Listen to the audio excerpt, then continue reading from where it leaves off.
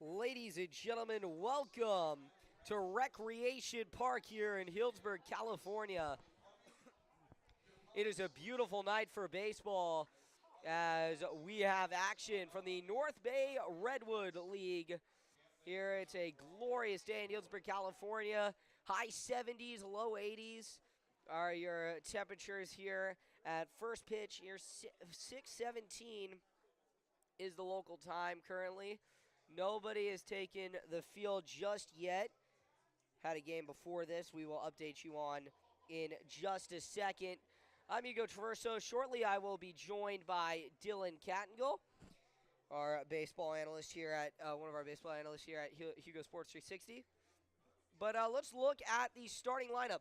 So for the visiting Santa Rosa Panthers, they will go this way. Anthony Navarro will bat first. He is playing in center field. Batting second will be Micah Stiles. He's playing second base. Batting third and playing shortstop is Mateo Fitzgerald. Batting cleanup and playing at first base is JT Hubert. In the DH spot, batting fifth is Cal Faircloth. Batting sixth and behind the plate for the Panthers is none other than Mason Rizzo. On the mound for the Panthers tonight is junior Daniel Mills. He will bat seventh. Batting eighth, and in right field for the Panthers is Rustin Pryor-Hodenfield. And finally, batting ninth and playing left field is going to be Owen Najima. Playing third base and not hitting is going to be Caden Mancini. Let's look at the Healdsburg Hounds. We'll check on their batting order in just a second, but let's look at their defensive makeup. On the hill for the Hounds tonight is Alex Maromanos. He has been a rising junior, throws some quick stuff, also throws in a slurve. He's got a fastball, a cutter, a two-seamer, a slurve, and a changeup. Currently, Alex's stats on the year. Alex is 3-3, the 2.62 ERA in 9 appearances. He's gone the distance once with a shutout, and he's looking to go the distance a second time tonight. Behind the plate for him, as a part of the battery, is the very experienced catcher Johnny Wallace. From left to right on the infield at third, Vinny Lupi. At shortstop, Hank Smith. At second base is Frank Rea. At first is Isaiah Robles. Left to right, in the outfield. It is going to be in left field for the Hounds is Nova Peril. In center field, Hayden Mancini, Mariani. In Mariani. And in right field, Xander Harms. So the Hounds and the Panthers going with similar looks from when they last played. Hounds won 9-4 down at Santa Rosa. It was a good game to watch. I was there for at least half the game after a swim meet. So looking for a good game tonight. Apologies, ladies and gentlemen. I'm just coming off of bronchitis, so, throw myself back into the minefield and get ready. So if I do pause a couple times, please excuse it. But we have Dylan coming. He provides excellent commentary, actually more than excellent commentary, and we'll see what he can do.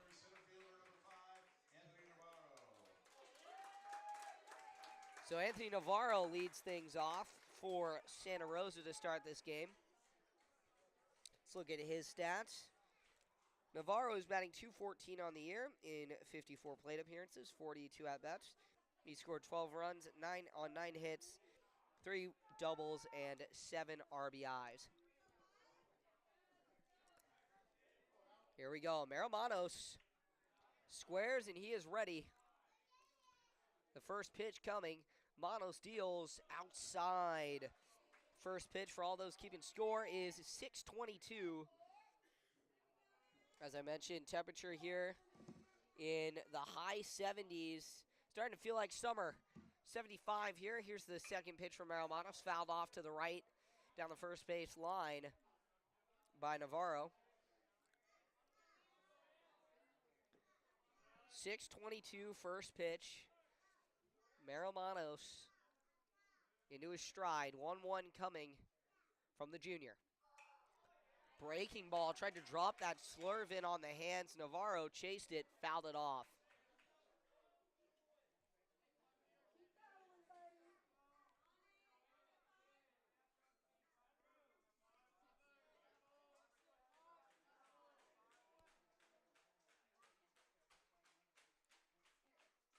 Marilmano steals.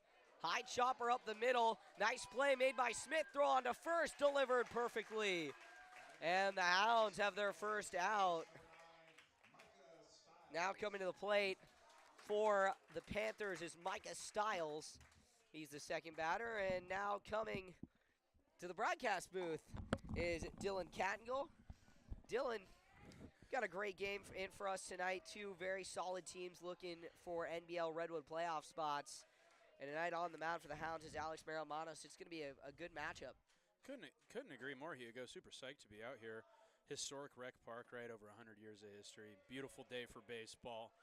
I, was wrapping up my practice of my own and couldn't wait to get out here. I mean, can't ask for better conditions today. Wind blowing a little out, so that'll be helping the hitters tonight. I wouldn't say a regular for rec park, but just a note that we got a little wind blowing out to the outfield today.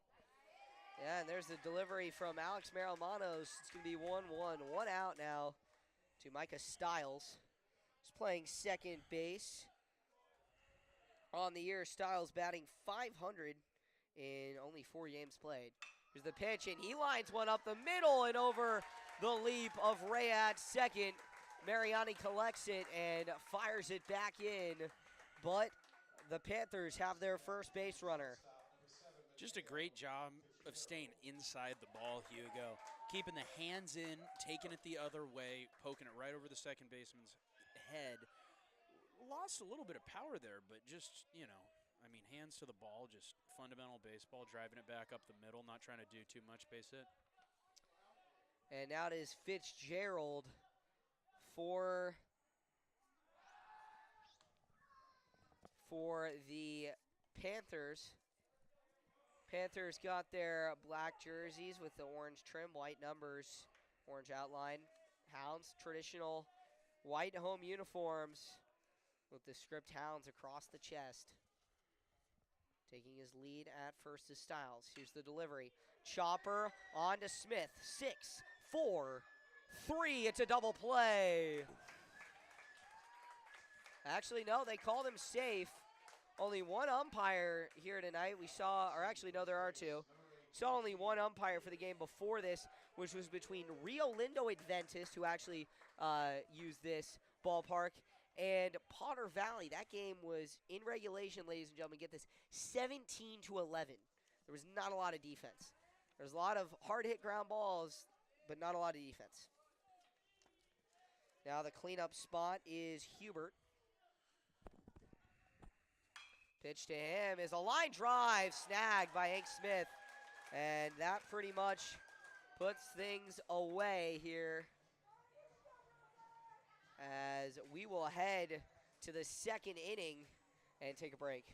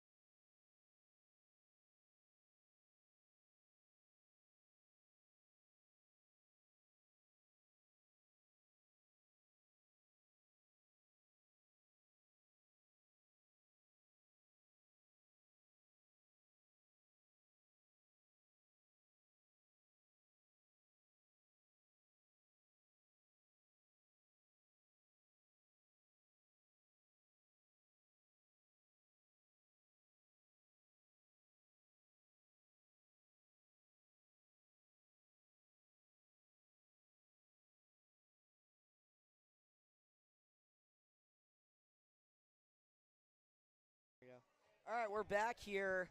Bottom half of inning number one. We'll look over the Healdsburg batting order. It is going to be Hayden Mariani leading things off for the Healdsburg Hounds, followed by Xander Harms in right field, Nova Peril in left field, batting cleanup, Isaiah Robles at first base, Hank Smith playing shortstop, Damon Smith DHing, Vincenzo Lupi out at third base. Behind the plate is Johnny Wallace, and finally rounding out the lineup, Frank Rea at second base. Here's the first offering from Mills. He's got some juice behind his fastball. Absolutely, he does. And Hugo, looking at a 3-4 pitch mix here, you got the fastball, got the curve, you got another breaker, whether it be a slider or a slurve in the change. But watching him warm up, the delivery, just bringing a lot of power. I mean, a compact lefty, a running back. So for those listening, think of that running back build, strong lower half. And what he lacks in wingspan, he makes up for in momentum and power off the mound. He really drives off that back foot to pick up some velocity there. Just being able to check him out pregame and check him out now. Really excited about what we're about to see.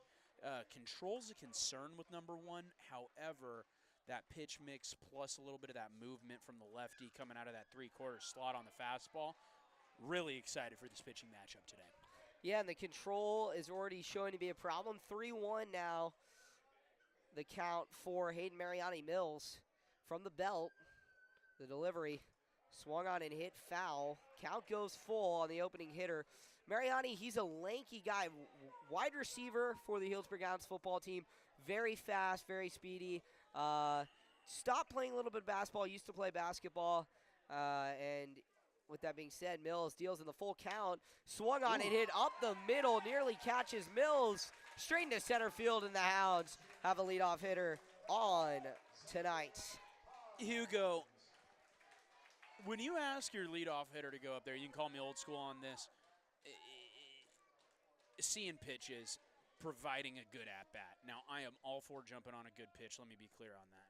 That being said, being able to get it to a full count and then drive something back up the middle, talk about quintessential leadoff hitter material, getting to see the pitch mix. And honestly, a good job from Mills there, being able to mix it up and get some pitches over the plate after being down 3-1. But good first at-bat for the Hounds. Here's the pitch. Check swing from Harms. He did go. Yeah, no, the Santa Rosa played against Healdsburg about 2-3 weeks ago. Healdsburg took that game 9-4. Noah Wong, the sophomore, was actually on the mound for the Hounds. So Santa Rosa, it's the first time they've seen Merrill-Manos last year. Merrill-Manos, though, was pitching clean games against them last year. I think he went 6 innings in one of them, struck out 7. He is hard for them to beat, as that offering to Harms is fouled off. 0-2 now. No outs, runner on first. And one thing I've seen early from Mills is that to both right-handed hitters, he's got a little bit of that arm side run on his fastball, and as a lefty, diving away from the righty, he's really been able to work that outside corner, albeit missing a little bit early. That being said, when he's getting it in the zone, he's really attacking that outside corner with that arm side run. Whether it be more of that two-seam action or the sinker action, not exactly sure how he has his fingers positioned. Obviously, the sinker, you got them closer together. The two-seam, they're a little farther apart. That being said, excellent job of attacking that outside corner. And Mills tries it again. The 0-2 outside. They're going to back pick at first. A little grounder from the catcher thrown to first, and no play there. 1-2. Mariani at first. He is a steal chance for the Hounds.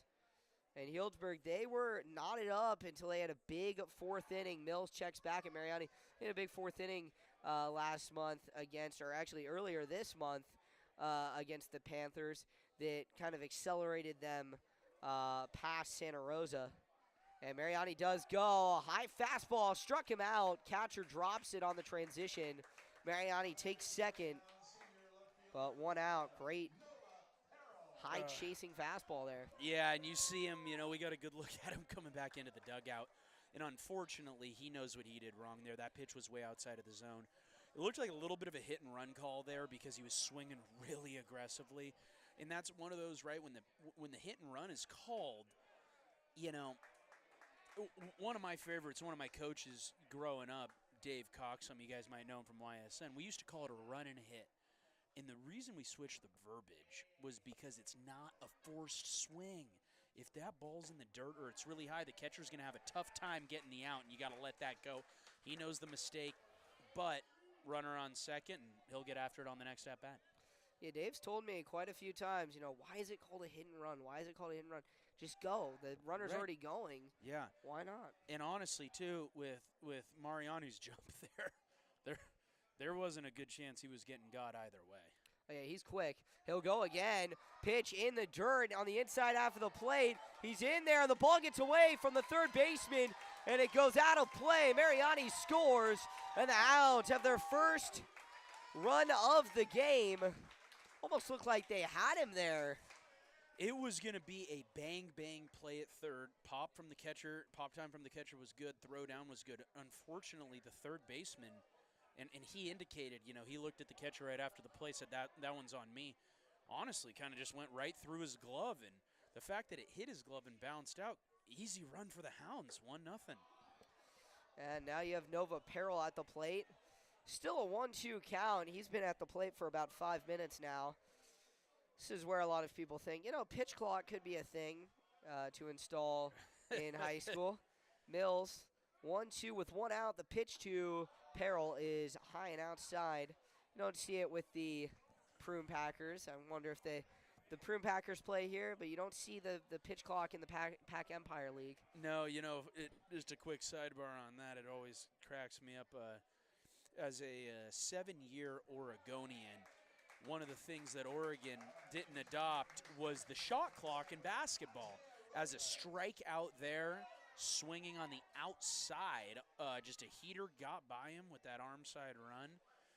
Another out for Rosa there. That shot clock, it's just funny to watch that brand of basketball now being back in California. You're preaching to the choir about that shot clock. First pitch misses high there. Again, looking for that outside corner, gets up and out. But looking for that, the shot clock. I mean, some states don't have a shot clock. God, I'd love a pitch clock in high school baseball and, frankly, collegiate baseball, whether it be in the summer leagues like the Prune Packers or at the NCAA level or the NAIA level. But, makes you think a couple of times when these games get extended, Hugo. Isaiah Robles at the plate. He's already up 2-0, and the hitters count, swing and a miss for Robles. Yeah, no, they have a pitch clock for college, but not for high school. It's 20 seconds for college. Right.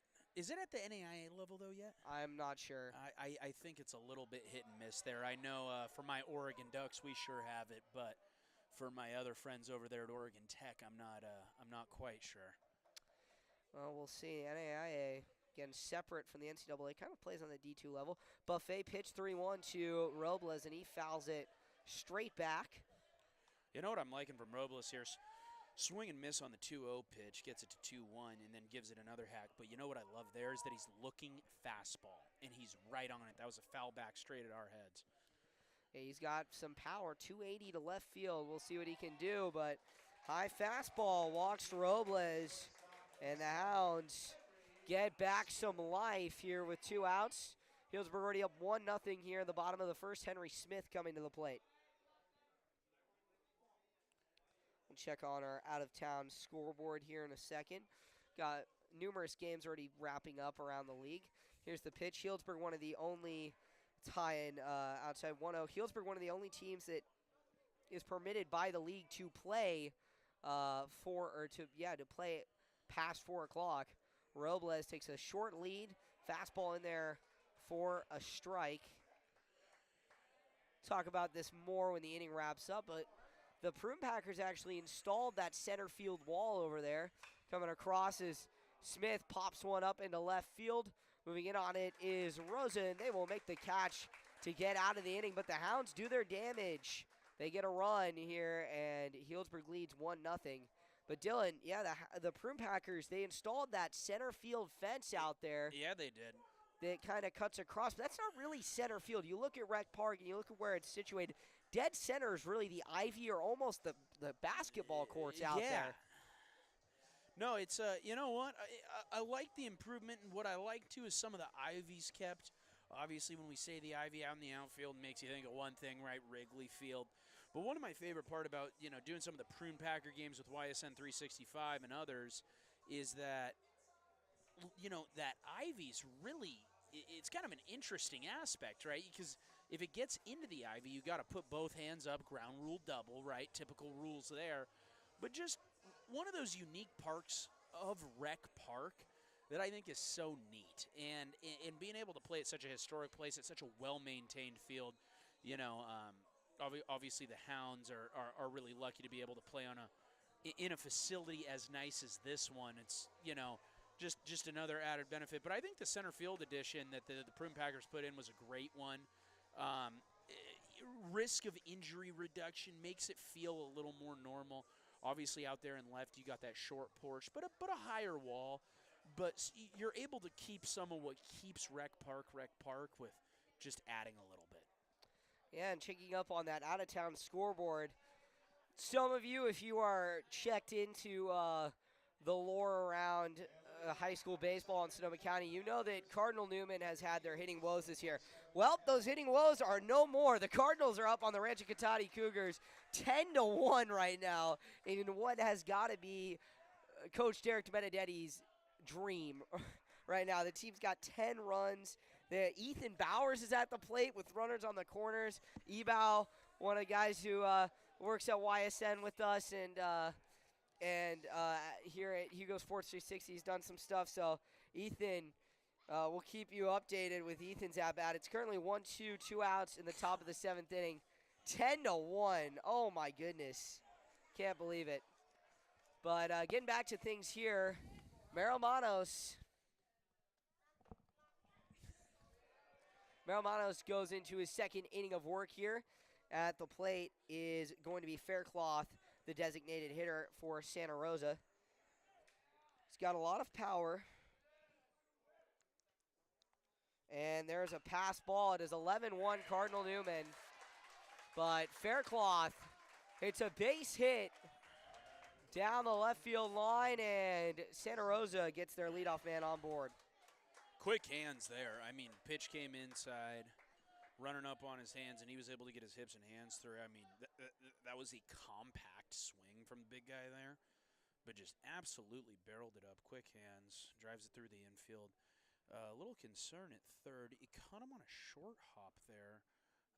Coaches are out to check on him, wondering if that's a wrist thing or what's going on. It looked like it just kind of ate him up. I didn't really see it make contact with him, frankly, but might have ate him up on the wrist a little bit there. Time is called. Vinny Lupi is the injured player. Just shaky there. He'll probably recover. He'll be fine. He's a very good player in basketball, particularly. Very solid player for Healdsburg he has this year. Just a little bit of an update. Cardinal Newman now up 11-1 after a pass ball scored Legend Haile. Ethan Bowers has walked. So runners on first and second for Cody Mueller, affectionately known as Mule Deer by the team. So Newman, I'm assuming they're just going to conclude the game because it's already 7th inning. If this had been the 5th inning, I'm sure they would have called it early, but I think they'll just let it ride there. But we'll keep you posted there. 11-1 again. Cardinal Newman leads. Merrill Manos goes into the windup facing Rizzo. And the pitch swung on and fouled off of his ankle. Rizzo, he's been solid at the plate this year, batting .288. He's got 59 at-bats, 10 runs scored, 17 hits, 18 RBIs. One of the best players on this team outside of Hubert. So look for them to make a lot of big plays. This order for Santa Rosa, Hubert, Faircloth, and Rizzo, these are the guys you want, and then followed by Mills. Mills is fast. He's compact, like you were saying, Dylan, as the pitch is inside to Rizzo, 1-1. He's fast. He's compact. He's going to be speedy on the base paths. So that 3 through 7 looks lethal. Currently, 4 through 7 looks lethal for Santa Rosa tonight. You're really balanced. One of the more balanced Santa Rosa teams I've seen, where they can actually go, like you're saying, 7 deep. Really, really excited to just see a little more consistent play.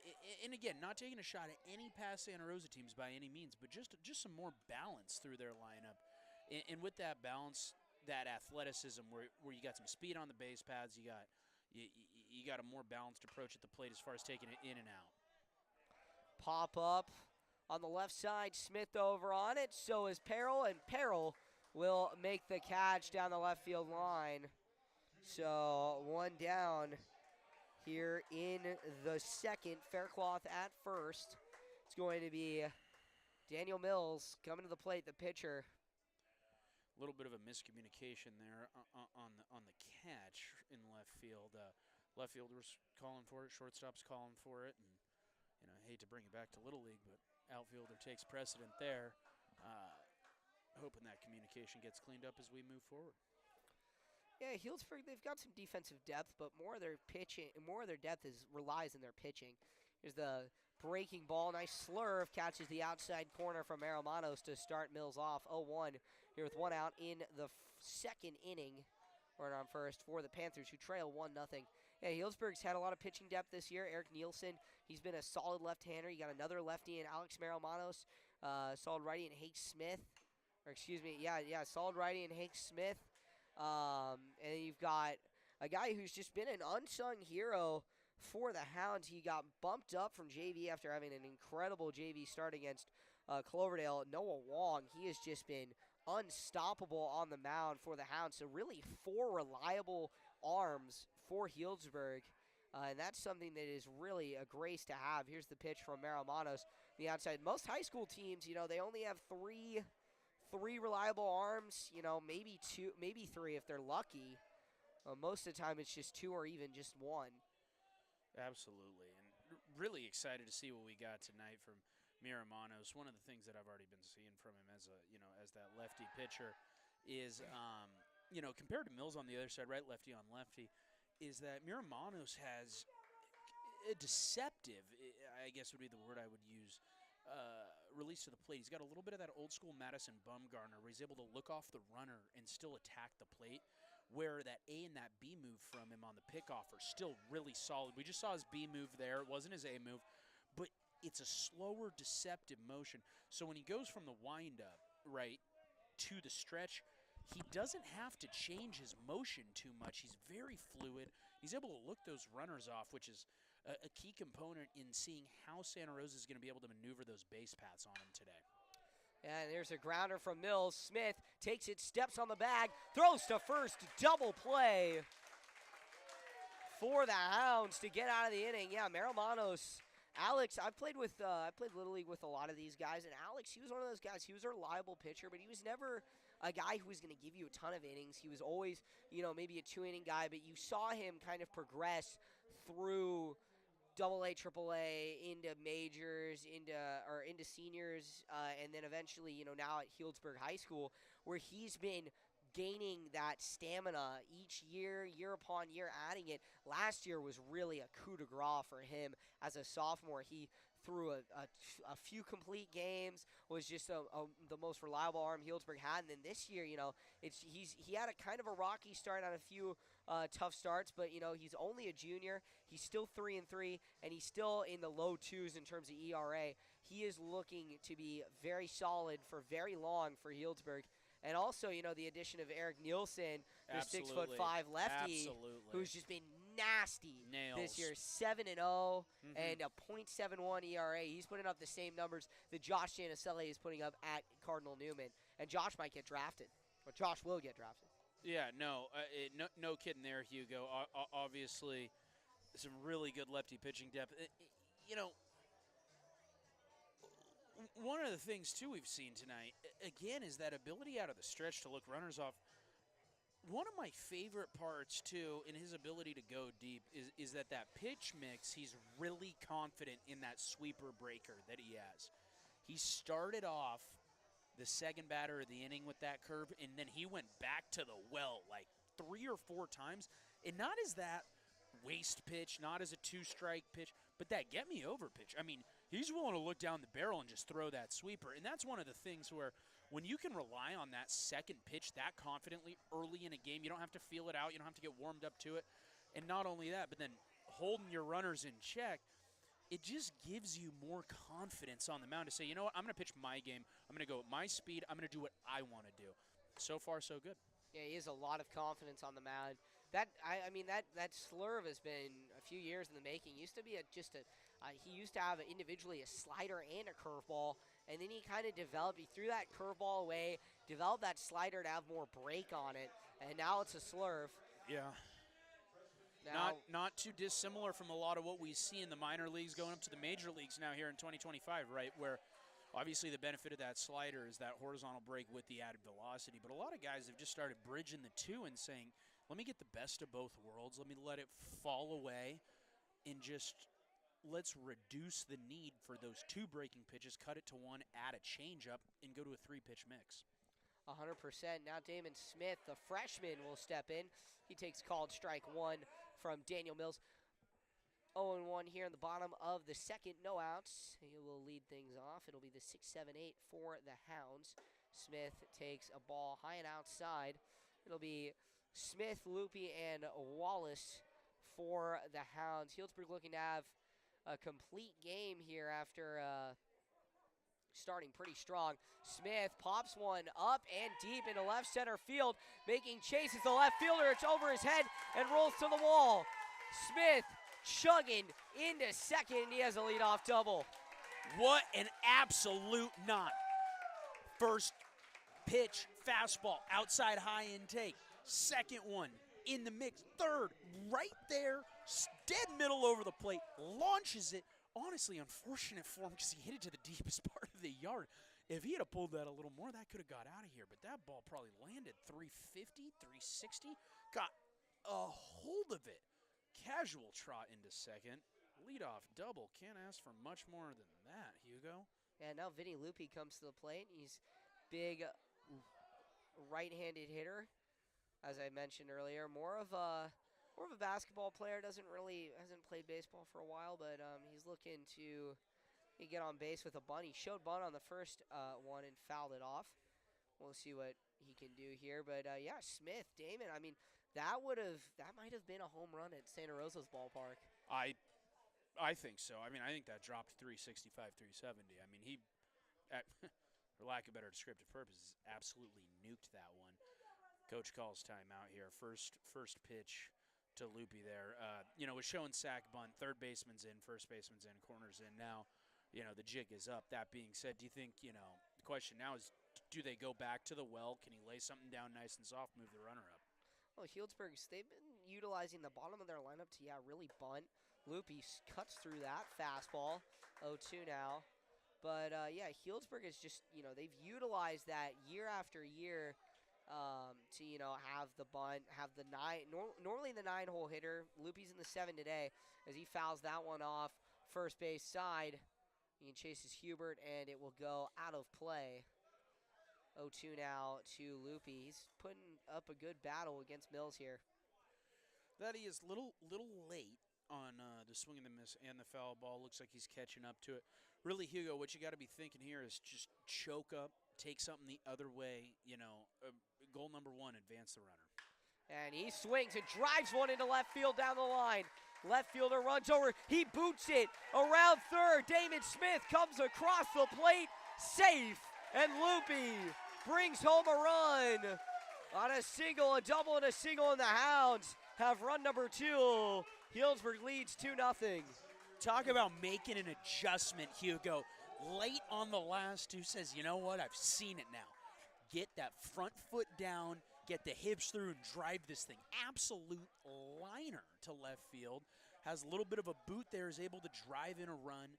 Just a perfect adjustment on the at-bat. Yeah, and I mean, looking at things now as Johnny Wallace comes to play, very experienced hitter for the Hounds. He's going to show bunt.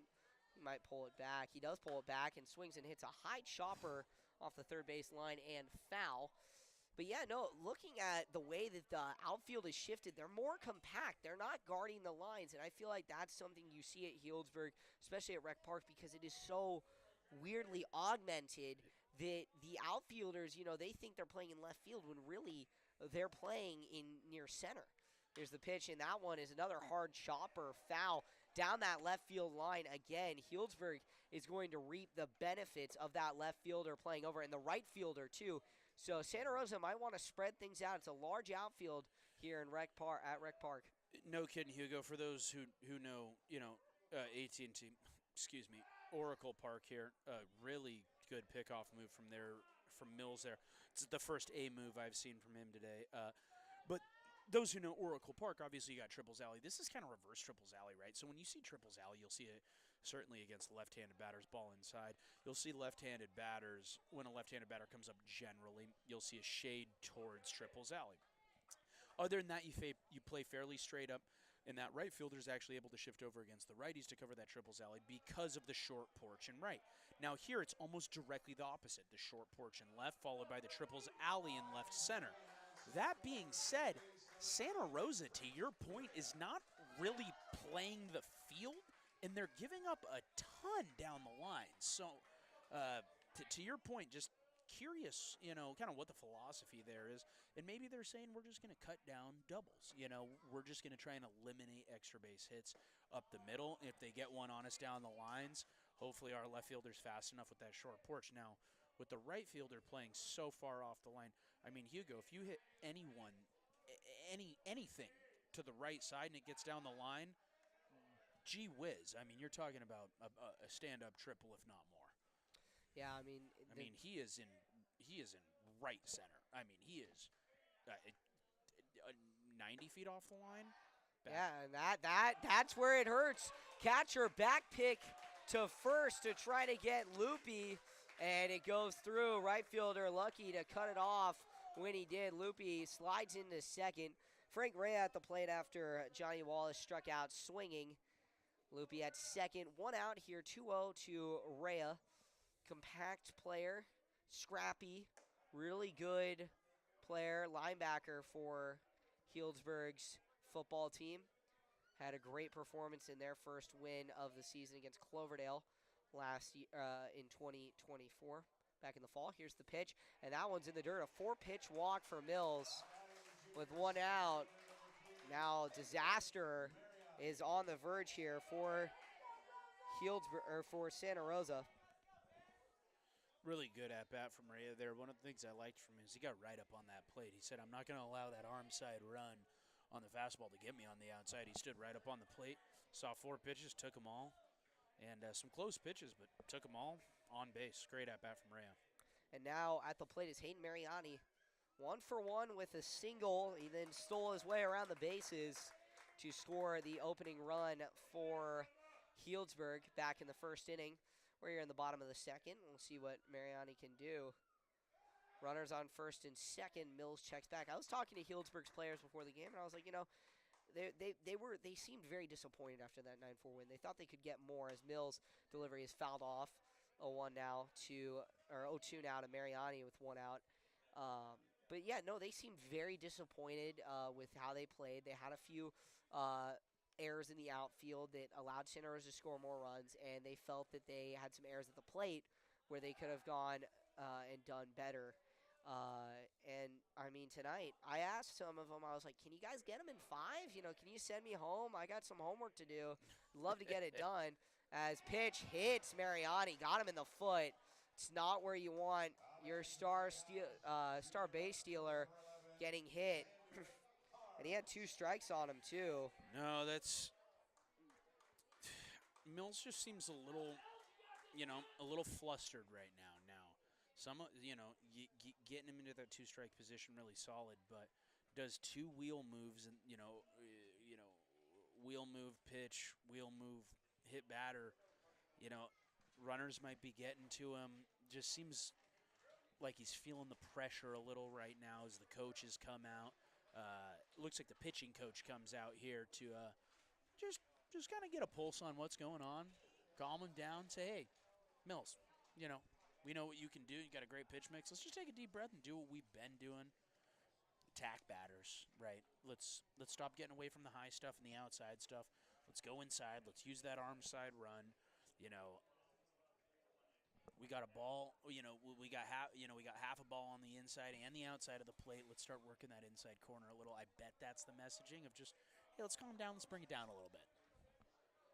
So now Xander Harms steps to the plate with bases loaded. He struck out back in the first inning.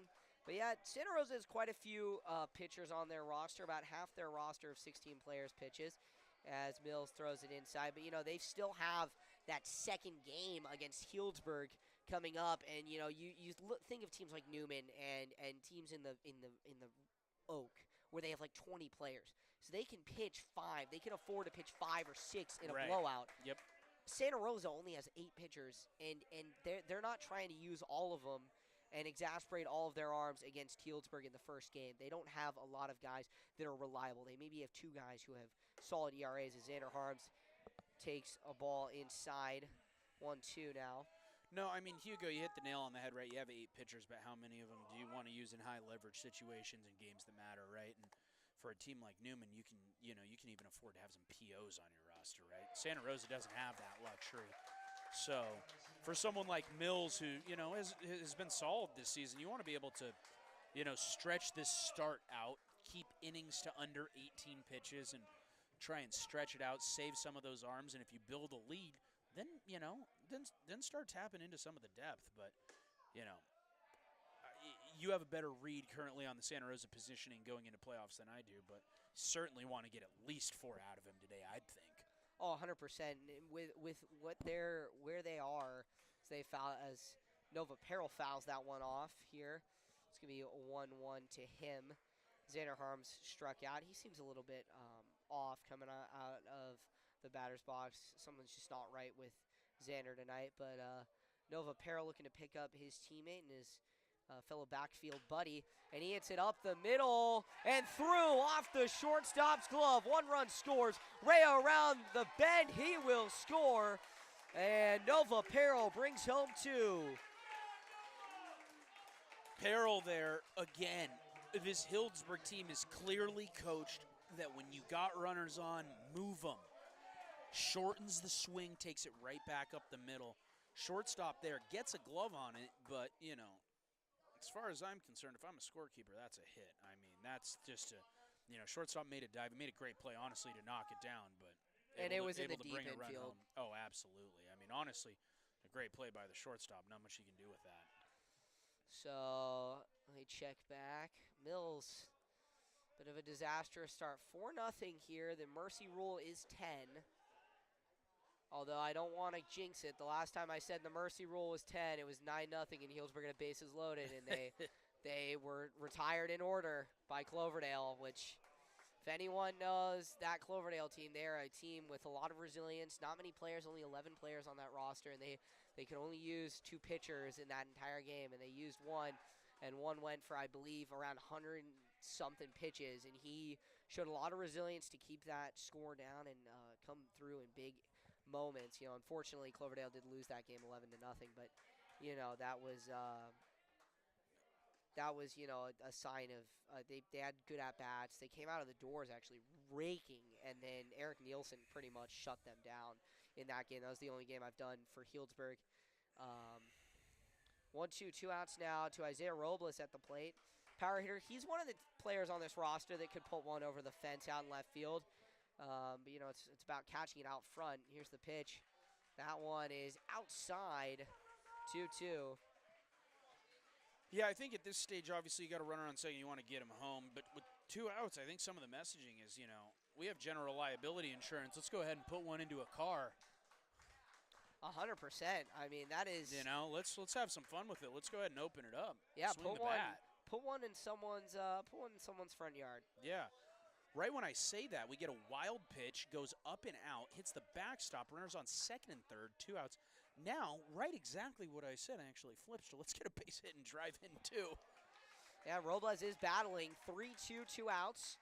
The only guys I've actually ever seen hit a home run here, Isaac Phelps got close last year for Cardinal Newman, but Blake Burke used to pop ones out of here like they were candy bars. He was just smoking balls. It was unbelievable. He's in the Milwaukee Brewers organization now. Was one of their top picks in the most recent draft. But he came in here when he was a freshman. As the pitch is inside to Robles. Actually runs on the inside of the plate, and the umpire doesn't get the call.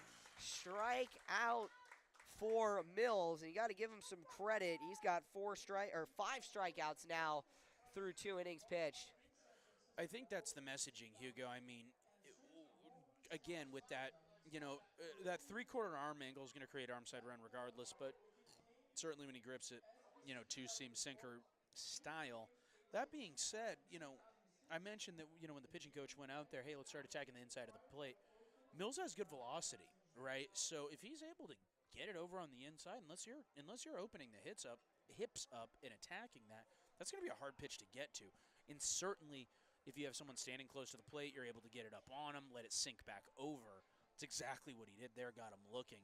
I think if Mills, right, this game isn't out of reach yet. It's not looking great, but it's 4-0. If he's able to calm down and attack that inside and lower part of the zone with that sinking fastball, it's going to put him in a way better position. Runners on base that inning as well. One thing we failed to mention when the action was going on, I counted, and correct me if I'm wrong here, 6 wheel moves to second. Now, the wheel move does one of 2 things, okay? You can either have the fast wheel or the slow wheel. He did a slow wheel every time, which is more of a recentering for the pitcher. Now, it's catch the runners off, let him know that you're thinking about him, right? So it's a mental game with the runners, but it also gives the pitcher a second to say, hey, let me calm down, let me take a breath, let me attack the way I want to attack. When you do it 6 times, though, right, a little bit of a bell curve in that, where it's like, okay, are we getting diminishing returns on this? Let's take a deep breath. Let's stop going to the pickoff move. Let's attack the inside and the lower half of that zone. So I think if Mills is able to do that, calm down, we're gonna, Santa Rosa will be in a good position there. That being said, Healdsburg bats that inning, catching a lot of barrels, a lot of good contact. Going to be interesting. Yeah, they don't need those torpedo bats. They are doing just fine. No, they do not. BB Core seems to be just fine. Yeah, 4-0. Hounds lead here heading to the top of the 3rd inning. At the plate leading off for Santa Rosa will be Pryor Hodenfield. He's currently batting 174 on the year and currently in the 7th spot for Santa Rosa. Here's the pitch. He shows bunt. Doesn't get it across quite in time. Still drops in for a strike. Excellent pitch there. We talked about using that slurve as that get me over. He goes right to it first pitch of the inning and just dots it on the outside corner. There is a foul ball from Pryor Hodenfield. Yeah, right now, Healdsburg, it's going to be hard. It's hard for me, at least, to think that Santa Rosa is going to get anything going on Marimanos. I mean, now they haven't been through the second half of the order yet. That can normally get to some pitchers, but, I mean, yeah, no, what Santa Rosa is trying to do, this kind of small ball, could be the only way they get a chance at scoring runs. They got to make the other team make the mistake. Healdsburg's been doing that against Santa Rosa. They did that against Cloverdale. They've done that all year. Make the other team make the mistake, and it is something that has reaped rewards for them in each game. 100%. It's going to be tough unless you start, unless you take that, like you're saying, take that knowledge from the first time through the order, unless they start barreling stuff up. It's going to have to be station-to-station baseball for Santa Rosa to get back in this. 2-2 now coming from Marimanos. He gets his sign from Johnny Wallace. Here's the pitch. That's in there. Struck him out looking. Another one of those. I believe that might have been a cutter on the outside corner. Just got him looking. Nice job by Marimanos. Gets his first K of the game. Yeah, for Marimanos there, I mean, what an excellent at-bat from the pitcher there. Gets him 0-2 waste pitch with the slurve low, then goes back outside with the change, then just goes right back outside, lefty on lefty with that arm side run fastball, and just punches him. I mean, that is almost textbook from a pitcher on how to handle that at bat. Gets him 0-2 and then plays his game, gives him nothing to hit, gets him looking on the outside corner. That's excellent. Now Nojima out to the plate, the 9-hole hitter for Santa Rosa. He showed bunt initially, fouls off the second offering. 1-1 count to him now, 1 out in the top of the 3rd. Healdsburg trying to get their bats back in there. It will be the 5-6-7 for them. And that's the last 2 batters have shown bunts, so that's they're clearly looking to do a little bit of small ball here. There you go, foul balls, creeps back into fair territory, and Isaiah Robles makes the catch. So Santa Rosa so far has gone down in order. Well, excuse me, not in order, but first inning was 4 hitters. Now they return to the top of the lineup with Navarro. He went and grounded out to shortstop last time. 2 outs now for the Hounds. It's been a regular day at the office for Alex Maramanos, trying to complete 3 scoreless here. Well on his way to a complete game. We'll check his pitch count in the break after the inning. His first pitch is inside on Navarro.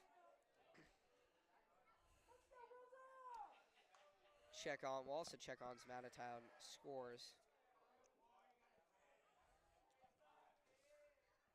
Here we go, 1-0 now, 2 outs. Here's the pitch.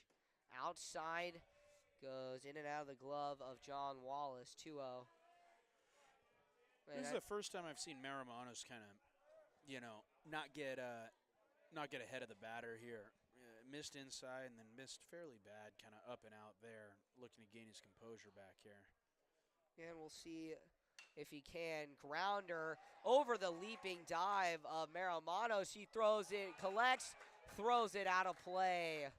Kind of a Luke Jackson play, looking to go to the first base. Funny enough, we were actually both at that game. We both were at that game. What an ending, Hugo. We were down there at the Giants, and to quote the person much better than ourselves at this activity, John Miller, the Little League home run to wrap it up in the 9th. But just tipped off his glove, bounced towards the third baseman. Looks like the third baseman called it again.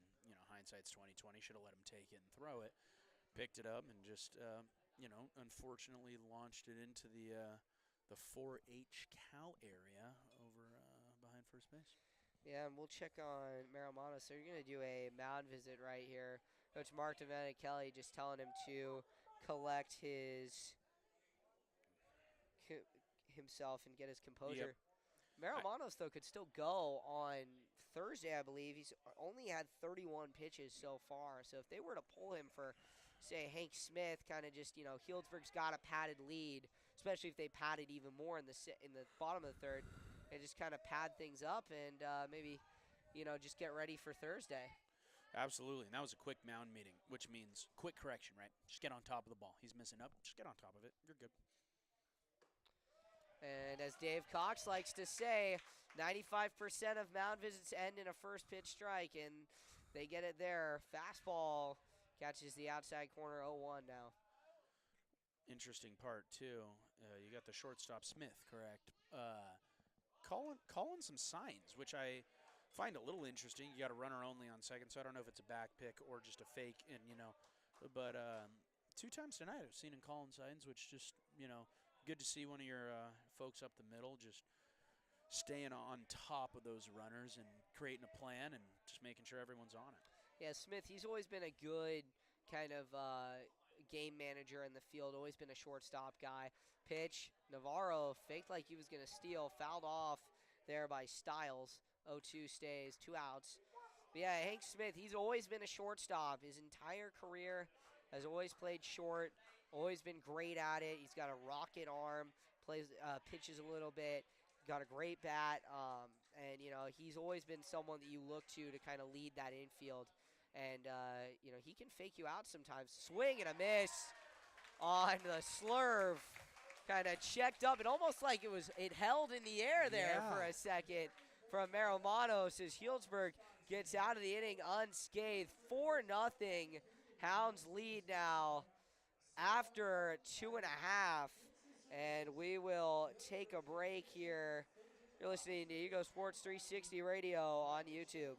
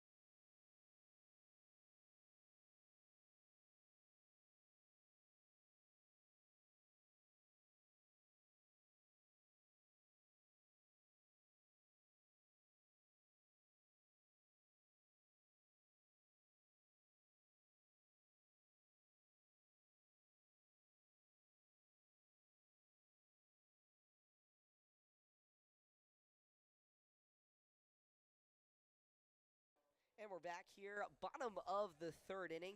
Daniel Mills goes into his third inning of work here for the Panthers. Leading off for Healdsburg is Henry Smith, one of the only batters who did not, or the only batter who did not hit last inning. And he pops up a little bit frustrated. Second baseman is over on it, and he'll make the catch. So not the best night tonight for Henry Smith. Got under it twice and popped out twice. Now Damon Smith comes to the plate. He legged out a double on a ball that was nearly a home run. And we'll see if he can catch up, get a little bit out front, as oh, man. Joey Gomes likes to say, you want to have a party out front, especially at Rec Park. Damn straight, baby. And don't know if they want me to say this, but I'll say this because last time I didn't say this. They wanted me to say it. Party out front is a trademark of Joey Gomes and the Healdsburg Prune Packers. TM, don't sue us. Yeah, and also, that has been the Prune Packers. Thank you to the Prune Packers for giving me a job this summer. I'm really looking forward to being a part of the broadcasting team with JVR, Nico, and Ryan. Going to be awesome to get in there and learn from some great college broadcasters. As Damon Smith lines one off the glove of the shortstop and into left field. Just a weird kick there at Rec Park, and Smith gets a single. Hounds have their first guy on base. Smith is absolutely dialed tonight. Obviously launches 375 in the first at-bat, comes back, hits a screamer at the shortstop. Shortstop takes a dive, kids. This is why you wear, I'm not saying it did, but this is why you wear your cup, just in case, and takes a little bit of a funky bounce. But he is locked in. That is 2 barreled balls. Here's the pitch. That one is off the outside. Yeah, no, that one I believe is off his wrist, but speaking specifically of that, Jonah Heim took one on a curveball last in the Giants game on Sunday for the Rangers, and yeah, that is why you wear your cup, especially if you're a catcher. That's a fact. I mean, I think he has kids, so he'll be fine in that department, but, you never want to be like 14 and already... I don't care if you're 14 or 44, it never feels good. No. As now 3-0 to Vinny Lupi. He reached on a nice base hit last inning, and the Hounds already in business trying to keep things going. Mills on a buffet pitch walks Lupi. Yeah, good at-bat from Lupi there, just being patient, waiting for it. One thing that I've noticed, the Hounds have a lot of right-handed batters in their lineup, and they, haven't been around the team enough to understand if it's a continued principle, but clearly against the lefty Mills, they've made it a point to get a little closer on the plate. One would conclude that's because of the arm side run on the fastball. They don't want to get beat on the outside corner, of course.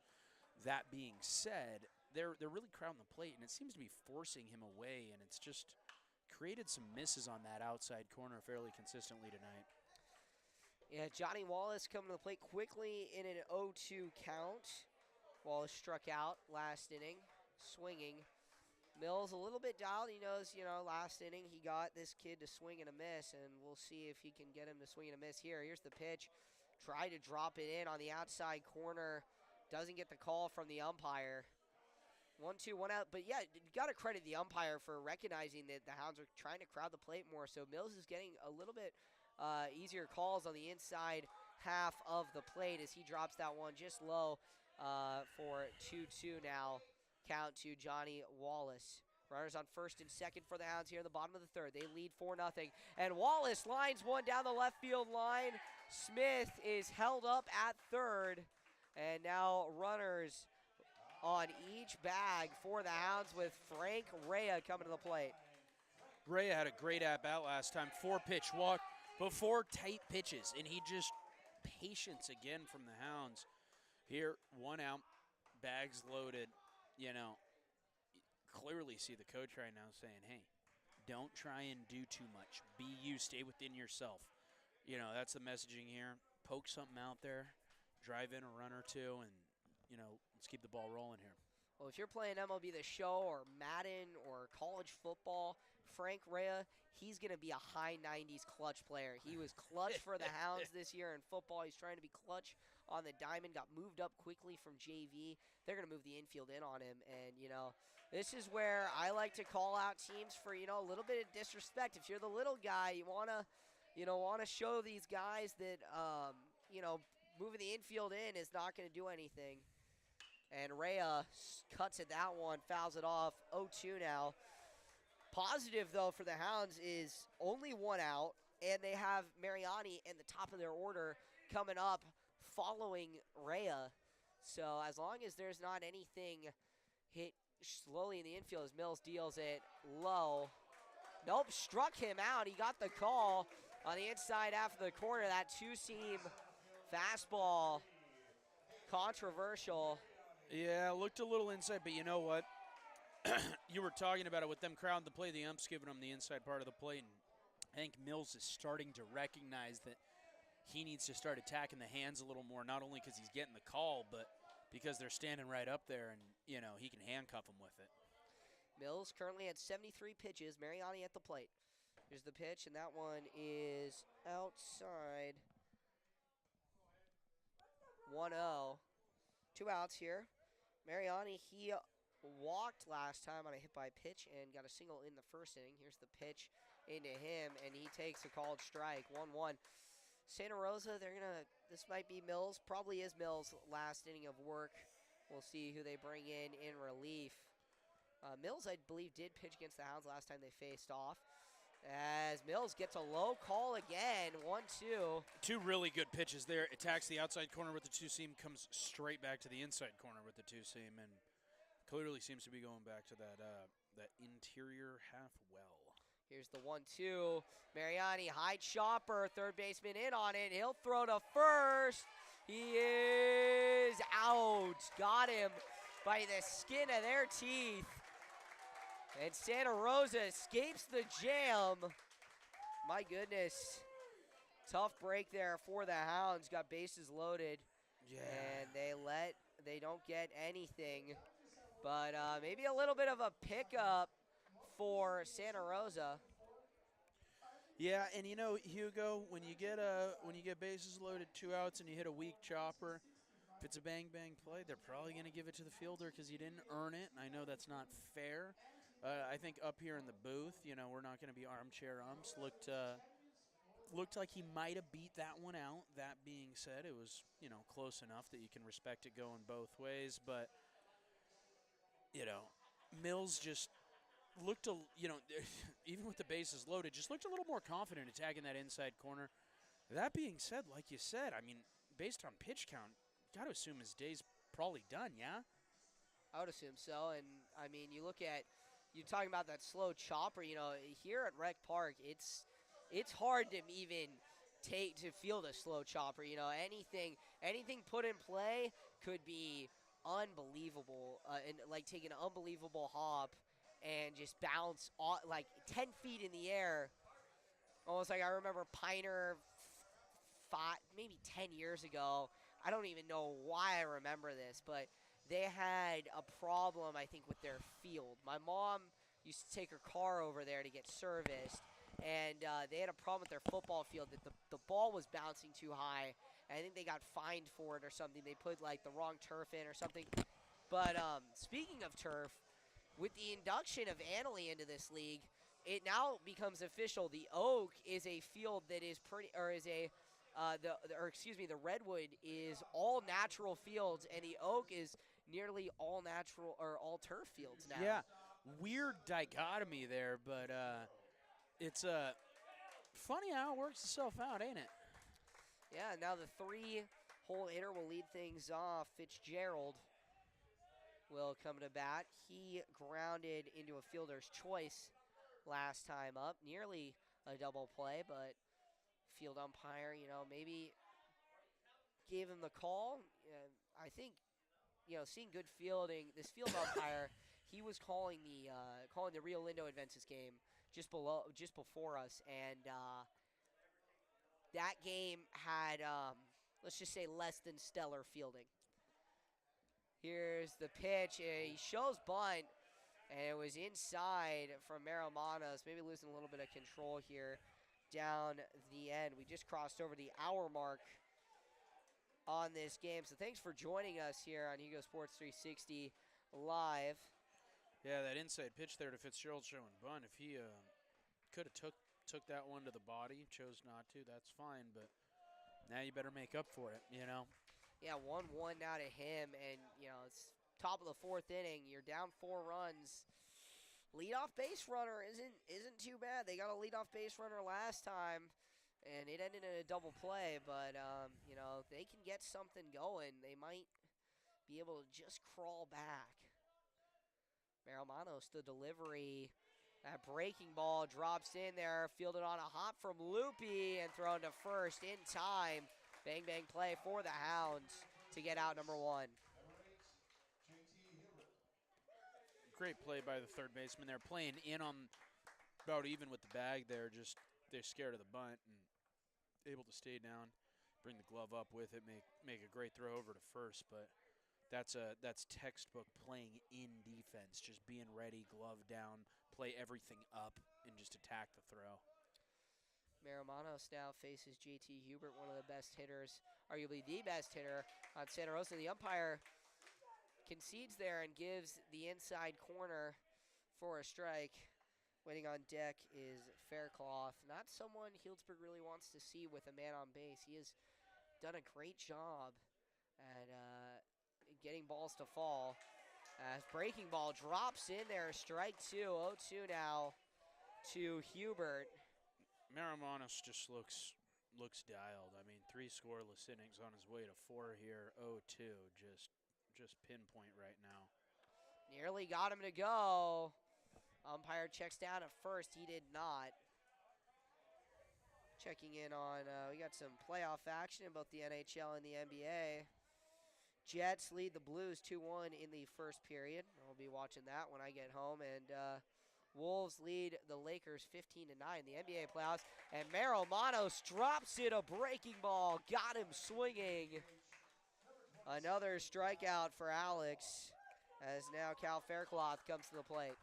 Disgusting pitch there. I think part of the messaging in the mound visit last inning from the Hounds was, let's get on top of our pitches. He's been on top of that curve, starts it at the waist. He slowed that one down a little more 12-6 action than the slurve, falls straight out of the zone. Just an excellent pitch from Maromanos there. Faircloth fouls it off.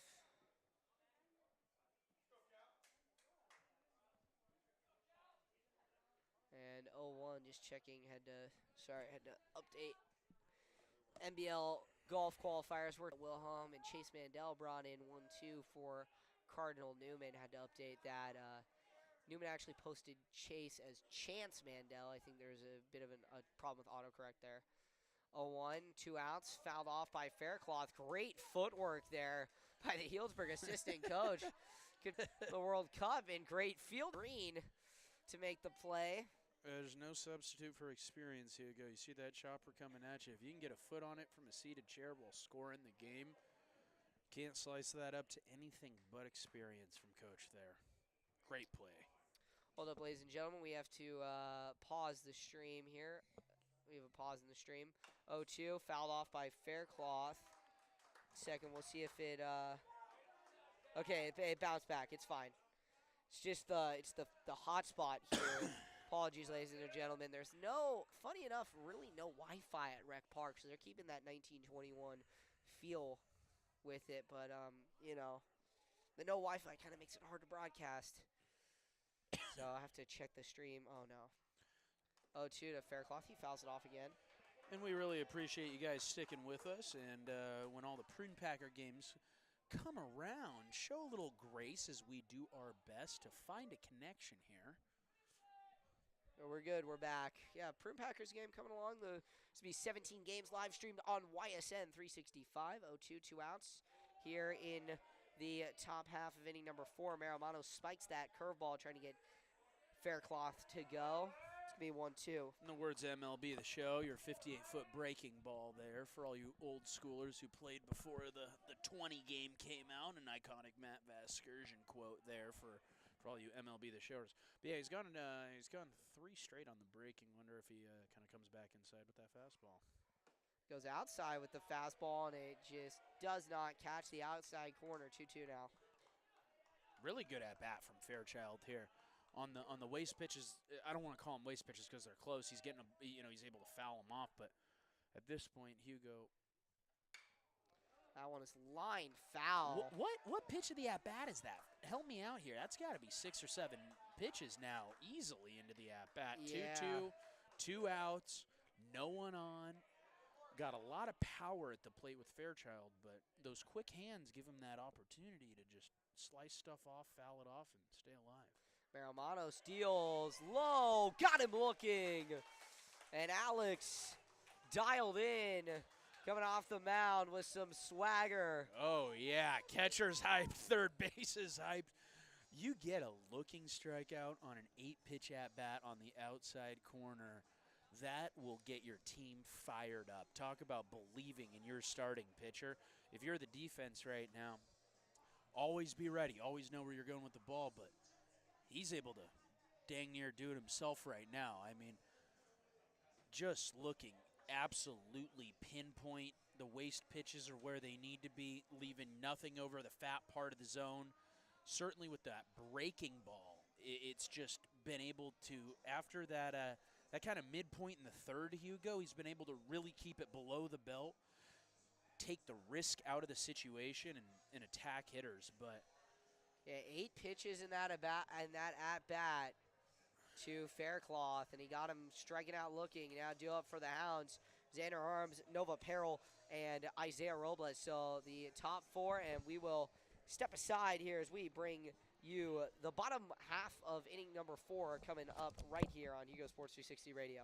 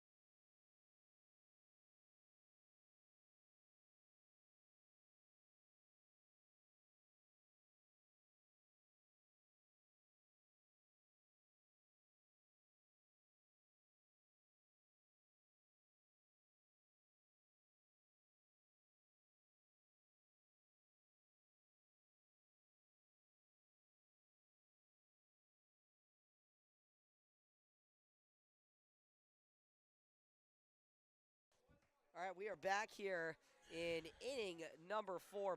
Bottom half, Hounds lead 4-0. 2-3-4 hitters due up for Healdsburg. It is going to start with Xander Harms, who struck out twice tonight, to Daniel Mills, who goes into his 4th inning of work. He has done a solid job mitigating damage for Santa Rosa. yeah, completely agreed. After the first, I don't know, inning and a half, I guess we'd call it full 2 innings. That third inning was really good damage control. Let's see what he can get done in the 4th. Little get me over curve to get it started, followed up by a fastball outside. 1-1 the count. As Xander Harms now at the plate. Righty looking to do some damage here, looking for his first hit tonight. And he lines one, nice little grounder, fielded on a hop by the second baseman. Routine throw to first is in time. And Harms goes down on a ground out. Harm's not having his best day, but last 2 at-bats seemed a little bit frustrated. At least there's solid contact there, right? Taking a step in the right direction, not trying to do too much. I keep saying that, but that's Healdsburg's been doing a good job of that. His teammates picking him up as he heads back into the dugout, but looking to get it turned around. Yeah, it hasn't really been his night. Now Nova Peril steps to the plate on the outside.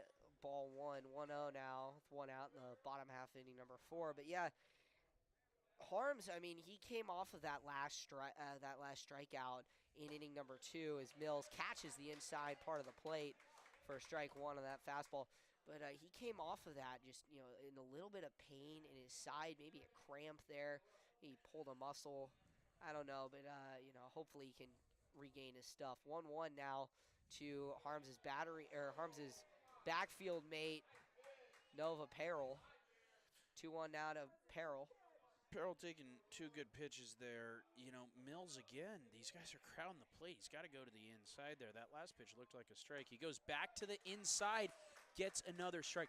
Hugo, I'm going to keep hammering this until we see, again, it looked like he made an adjustment in the third, kind of got away from it, obviously got the out. It's 2-2 now. But he's got to attack that inside part of the plate. He's getting a ton of calls in there. That one is what seemed to be hit off of the top of the plate. And that was line. It's going to be a grounder. Third baseman makes the play over to first, but interesting play there. I almost thought it was foul. Yeah, kind of dribbled down the line, quick pickup, quick toss, really good play. But, Peril there just missed it a little. Put a great swing on the ball, but caught that top half of the ball and turned it into a chopper. Now the power hitter, Isaiah Robles. He will take that ball in the dirt. Fastball just a little bit choppy there. Yeah, and Hugo, to keep it real with you, I did go to the optometrist, about 2 weeks ago, got some glasses, but I think that one went behind him there. Oh, yeah, almost did. I think it did. Yeah, it did. 1-0 turns into 1-1. Oh, my goodness, the break on that, tail. That just, we're talking about that arm side run, and what I mean by that lefty, right, obviously, arm side run being a left-handed pitcher, it's going to break towards that first baseline. He has a three-quarter slot delivery, which when you get that angle on a two-seamer or a sinker, right, seams on top, fingers, with close proximity across those seams, he's able to let that dive. Great pitch there. Curveball. Gets him on the half swing. Went away with the outside sinker that I was just talking about. That two-seam, that sinker comes right back inside to end the inning on the check swing. That slurve with that horizontal break cut right back into the inside foot swing right over the top of it, inning over. But like we were talking about, Mills looked pretty dang good there. And I think, a similar adjustment that Alex Morrow made with that getting on top of the pitch. Let's not let it float on us. Let's finish our pitches. Let's get on top. Let's not get release early on those. Miles did a great job there doing the same thing, and no kidding, correct me if I'm wrong here, but I saw a little more pizzazz, if you will, on that sinker, just able to dive away from those right-handed batters. 100%. Mills is he's gotten better with age, like fine wine. It has been unbelievable. He's started not good. Third inning, pitched out of a jam. Fourth inning, dialed. Yeah. First time Santa Rosa's 100%. retired the side in order against the Hounds. First 2 innings, 2022 vintage. Last 2 innings, 2016. Just perfect conditions, aged great. I mean, that last inning, I don't want to get overzealous here, but that was like 2016 Costa Brown dang near. Just balanced and beautiful. 100%. That was incredible to watch. I mean, I think that the arm side run I saw, the arm side run I saw that on that, I believe it was a sinker. That was just nasty. I mean, I don't think it's absolutely ridiculous to say, 4 plus inches of break on that. I mean, that thing was falling away. Well, if we had the TrackMan set up, we would know, but we'll see if we can get that set up later. I mean, I'm sure I'll be able to learn it this year with the Prune Packers and eventually maybe this next summer or next spring. Absolutely, and we might have to tap into one of our sponsors, and one of those sponsors tonight is Vine Street Properties, commercial property management here in Healdsburg, California, serving the North County of Sonoma County. Vine Street Properties does multifamily residential and commercial property management, white glove service, turnkey for those looking to find quality and high levels of service in their property management for their real estate investments. Vine Street Properties is a great solution. Looking to work with property owners that are looking for a seamless transition into property investment, hands off, and just being able to enjoy the fruits of their labor through real estate investment. Vine Street Properties, based out of Healdsburg, California.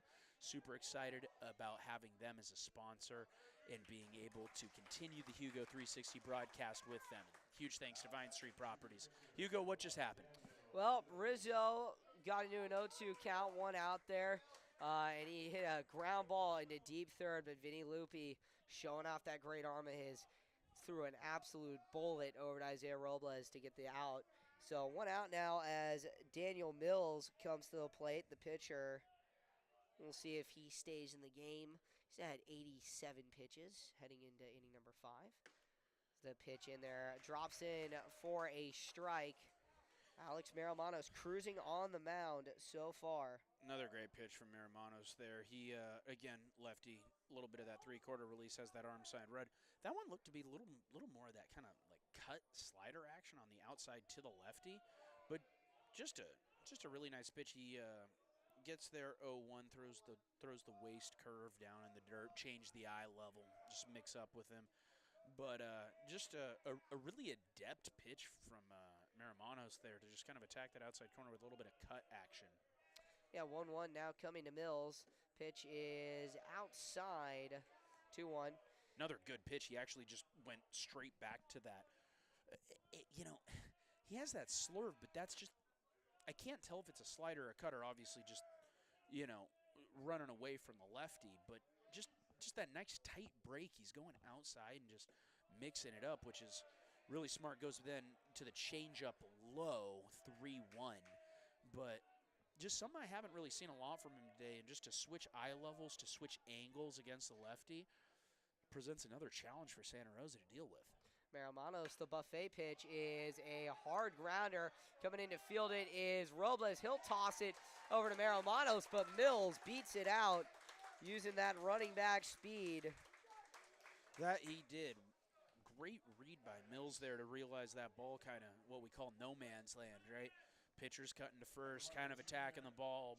First and second are all falling. It's right in that weird zone, short of second base, and just no wasted step. Contact was made, hard push out, and beats the toss. Now Suarez comes in. Santa Rosa actually mixing in some pinch hitters now as pitch is outside. He will come to the plate for the Panthers. He's batting 107 in 18 games played. And on deck is Phillip. He's batting 188 in 20 games played. So Santa Rosa's got some experience lined up to face Marimanos.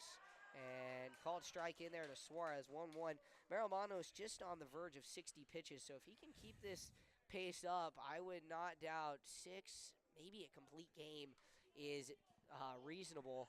I know Henry Smith is currently projected to come in and close things out if he has to.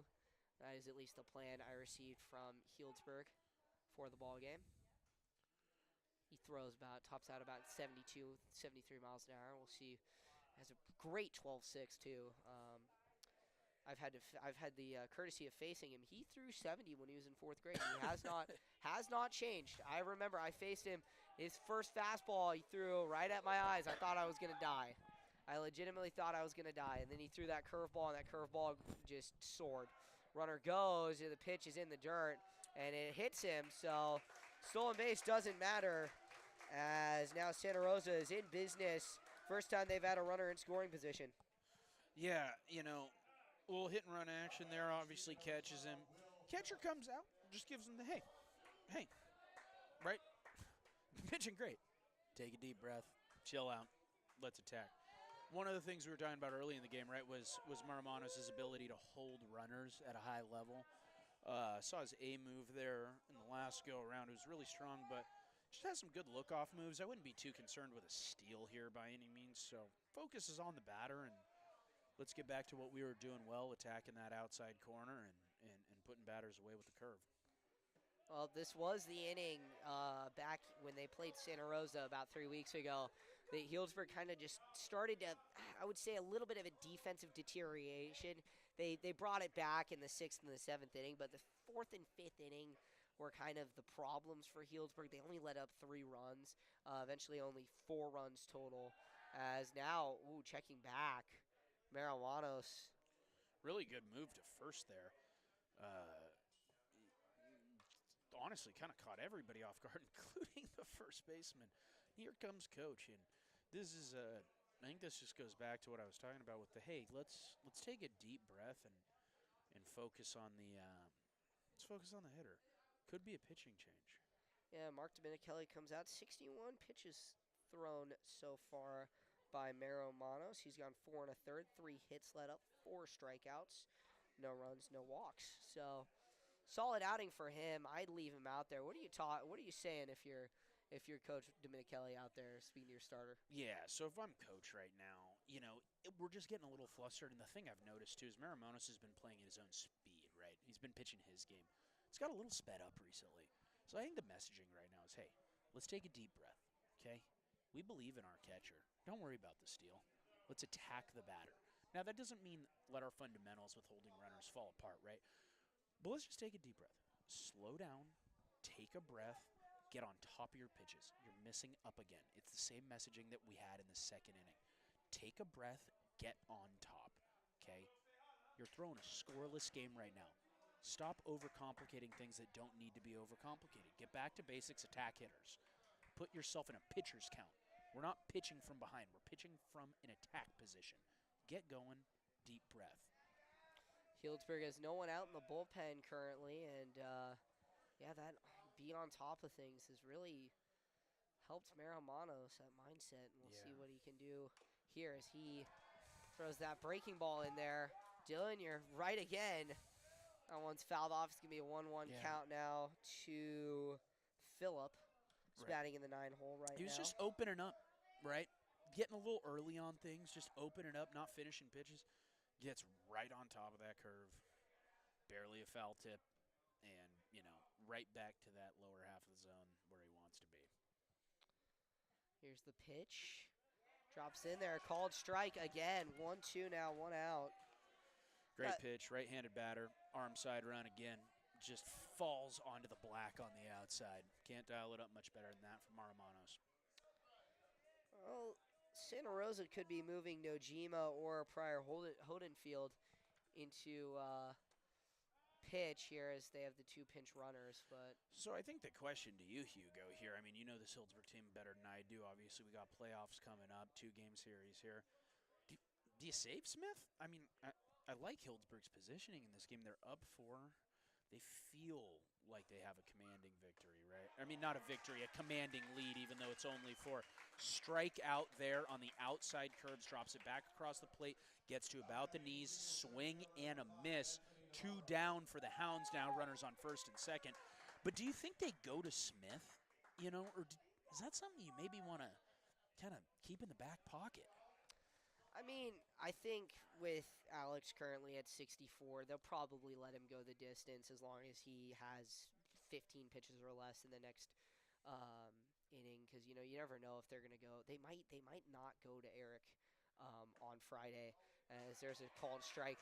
They want to hold the 2nd place position in lead because 3rd place is Montgomery, which has been kind of hit or miss for them. They've split this year.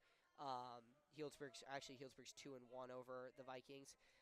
But the Hounds, they want to make sure that they're using their guys when they need to, as there's a pitch outside.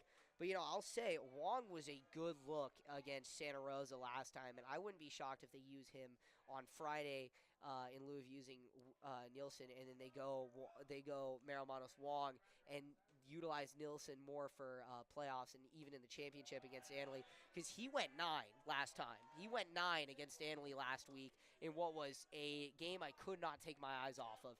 It was unbelievable. 9-inning game. Annalee ended up winning 4-2, but it was one that you were on the edge of your seat throughout the entire night, and it was just unbelievable. No, great game, Hugo, and I completely agree. Because if you save Nielsen, I mean, I hate to be that guy, and you save Smith too, then you got a lot of weapons coming down the stretch going into playoffs. Both runners go. Pop up. Wallace diving catch made. No, he lost it. Oh, Oh! Wallace, what a play, but it popped out of his glove as he fell forward. It's going to be 2-2 now with 2 outs to Navarro. almost an incredible play. One of those short spinning pop-ups right behind the catcher where he barely got it. It's back spinning towards the backstop. He makes a full diving layout. Ball pops out of his glove and then almost got it with the bare hand, Hugo. I just about lost it here in the upper deck of Rec Park. That was an athletic play. I mean, if he's not playing whiteout, let's go figure that out, huh? 2-2 now. Maromanos got him looking, and he retires the side, gets out of a jam. 5 scoreless for Alex Maromanos. Oh my goodness, he has had a night. You know, talk about someone to pick up for your fantasy team right here. I'm having a bad week. And if I had Alex Maromanos, I'd be doing a lot better right now. This dude is nails. Gets in a little trouble, too, right? Has kind of a weird inning. Runners on first and second. Steal attempt. Pop-up kind of bails him out on the diving play that we talked about, so runners went back to first and second. But just a little bit of a weird inning. Had the coach come out and say, hey, let's get on top of stuff. Take a deep breath. Slow down. Stop worrying about the runners as much, right? Just attack hitters. Does exactly that. Gets out of the inning, 5 scoreless. If you're the Hounds, again, I hate to bring it back big picture and discount anything Alex is doing because he's having a great start, an excellent start. But the ability to just rely on Alex Maromanos this game and save some of these high leverage arms going into playoff season is just huge. You know, if you're Coach Dominichelli, you got to be pretty excited about what's going on here, saying, we got a couple of guys that can just get out here and make something happen for us. And today when we wanted to reserve arms, boy, are you getting that luxury with Maromanos just attacking hitters. And, yeah, now we will see a pitching change for Santa Rosa. So Mills goes 4 innings. Pretty solid outing for him in some damage control. So we'll see. We'll check on Suarez's stats here. Suarez is got a 6.24 ERA. He is 1-0 on the year in 5 appearances. He started 3 games this year. Now Henry Smith comes out to meet him, and we'll see what Hank Smith can do against the new righty. Mills moves out to center field. He will be out there as that's his normal position outside of pitcher. Suarez's first dealing is high and outside. Suarez has got more of a compact delivery, right? That short leg drive, a more abbreviated stride, but a lot of momentum with the arm over pop-up from Smith to the first baseman, caught right behind first base, first out. Put a good swing on the ball, just got a little bit underneath it there. Ton of backspin on that pop-up. So you could tell he was on it, just got a little bit underneath it. But with that compact abbreviated delivery, it's got that more elongated arm and then power through that back, pelvic joint, if you will, where it's really firing through. For Giants fans out there, think of a Jordan Hicks delivery, a little more abbreviated than Hicks, but where a lot of that power is through the rotation and then that more elongated arm, but with that balanced, compact delivery. And we've seen Hicks throw 104, so it clearly can be done with velocity. But Suarez here bringing a little heat too. Don't have the radar gun out, but if I were ballparking it, high 70s kind of deal, maybe touching 80, but just with that compact delivery, I think Healdsburg's going to have to make a little bit of adjustment to get that front foot down to be on top of this, not be behind balls. Well, now Damon Smith comes to the plate. It's already 1-1 to him as he fouls the last one off. He's pulling the ball. Left fielder still playing off the line quite a bit as Suarez loses control there. 2-1 now to the Healdsburg freshman who doubled back in the second, singled in the third, and now in the 5th inning trying to do a little bit of damage for his Hounds. Here's the pitch, swung on and driven over the third baseman's head and into left field. Damon Smith having himself a night. Gee whiz. This is exactly what I just talked about with getting the front foot down early, balance, and then just drive. The first two balls exit velo. I mean, we're, combined 200 miles an hour. That last one, a little bit more of a floater, but just gets that front foot down, barrel and hands tight to the body, nice and smooth through the zone, gets his third hit.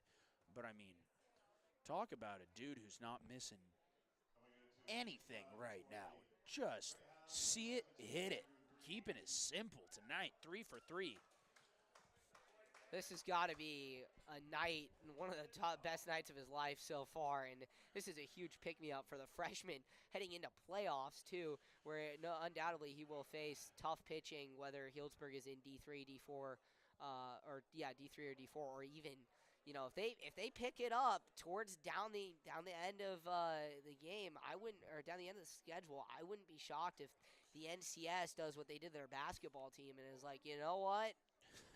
You guys, you're D2. Yeah, welcome to competitive equity. Yeah, that can be brutal for some teams. It can be a season killer, but not Healdsburg with Eric Nielsen. They could have a decent shout at getting out of the first inning. It would have been a very good gauge on how good they are in playoffs as Andrew Green comes into pinch run at first base for Damon Smith at the plays Vinny Lupi. They were supposed to play Kelseyville on Saturday, but that game got rained out, and we'll see if they reschedule that, but that is a good gauge. Kelseyville has been having themselves a great year and currently stand at one of the best teams in Division II as the pick over to try and get Green goes out of play, and he will take second.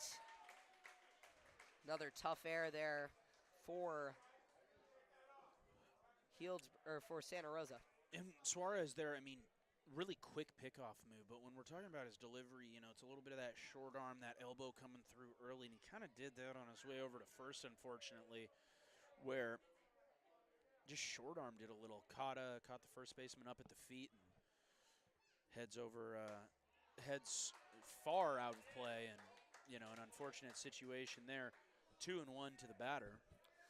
Yeah, Suarez kind of gained his composure back with a fastball down the middle to Vinny Lupi. Lupi normally stays in at-bats for a while. He hits a pop fly. Popped up, and the first baseman making the play is Hubert. Kind of a short to it pop fly. And now John Wallace comes to the plate as Santa Rosa trying to mitigate the damage. Here, Wallace 1 for 2 on the night with a base hit back in the third inning. 2 outs now. Green at second. Swung on and driven. Short hopper. Shortstop has it. Throw to first in time. And Santa Rosa escapes the inning. Still 4-0 as we'll head to the top of the 6th inning. You are listening to Hugo Sports 360 Radio.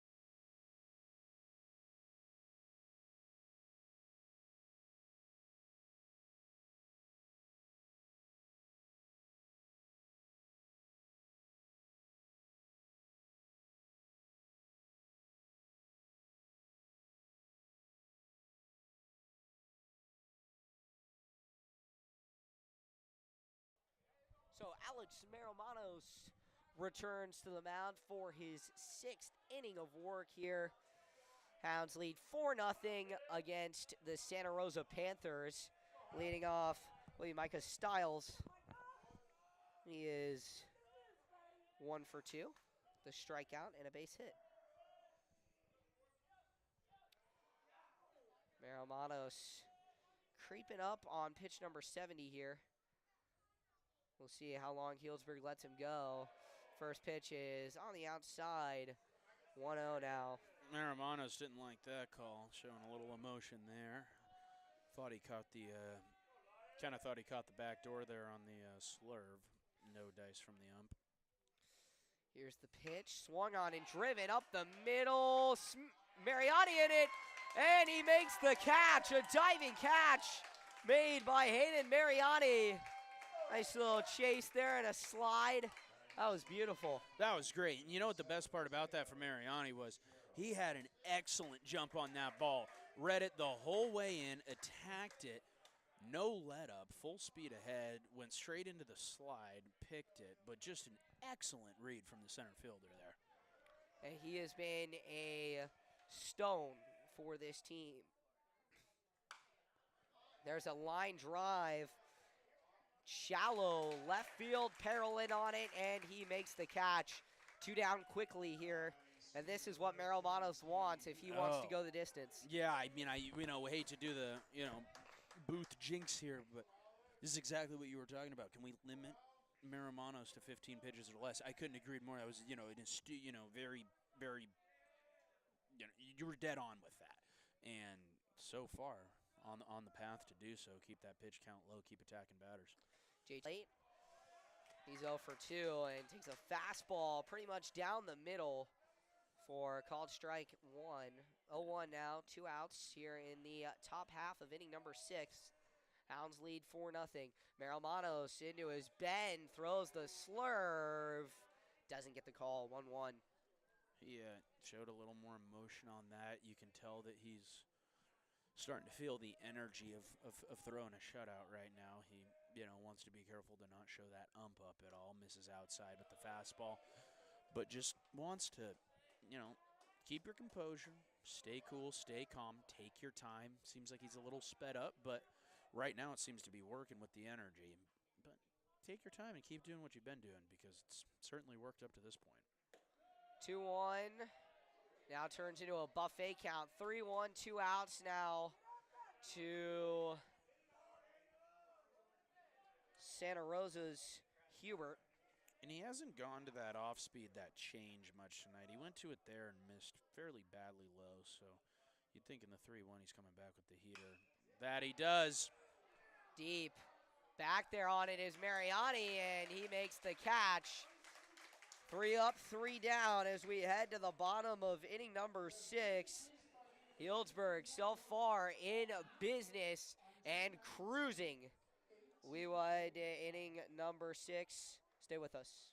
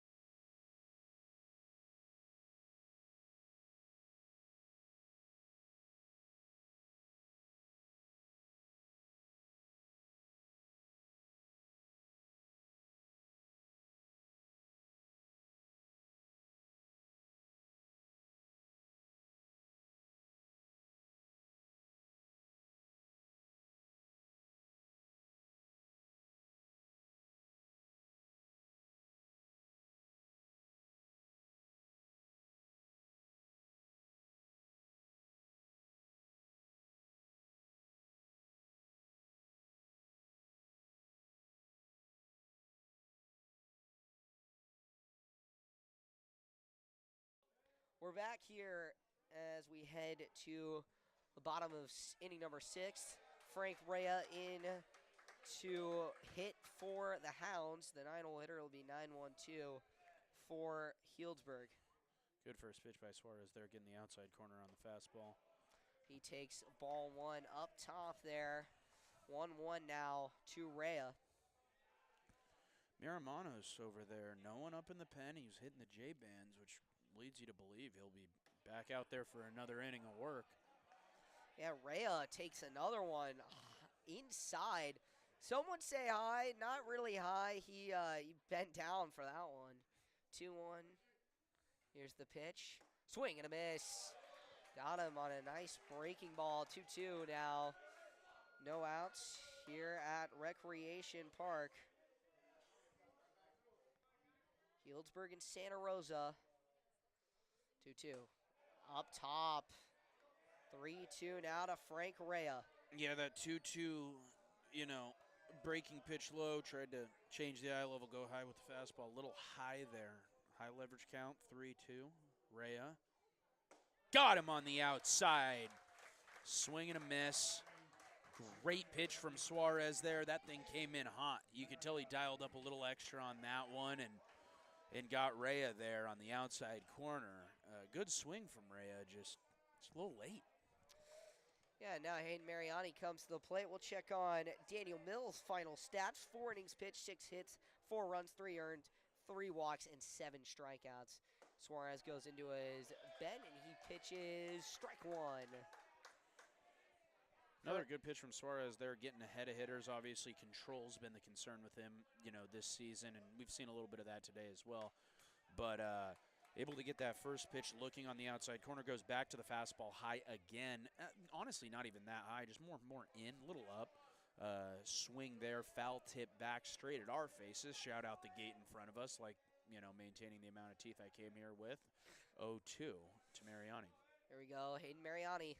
1 out, here's the pitch to him. He swings and drives one down the left field line. Foul. Tough break there for Hayden Mariani. Stays 0-2. Mariani was all over that. Came back with the heater again on the inside corner, and he was sit fastball and adjust there. That's for sure. He was all over that thing. Mariani takes ball 1 outside.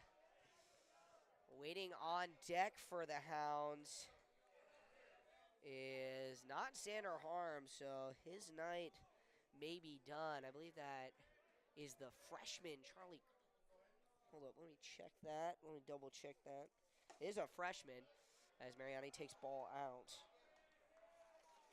That is number 5, Carter Cyphers. That's who it is, Carter Cyphers. Freshman for Healdsburg. Here's the pitch to Mariani. Inside at his head. Full count now.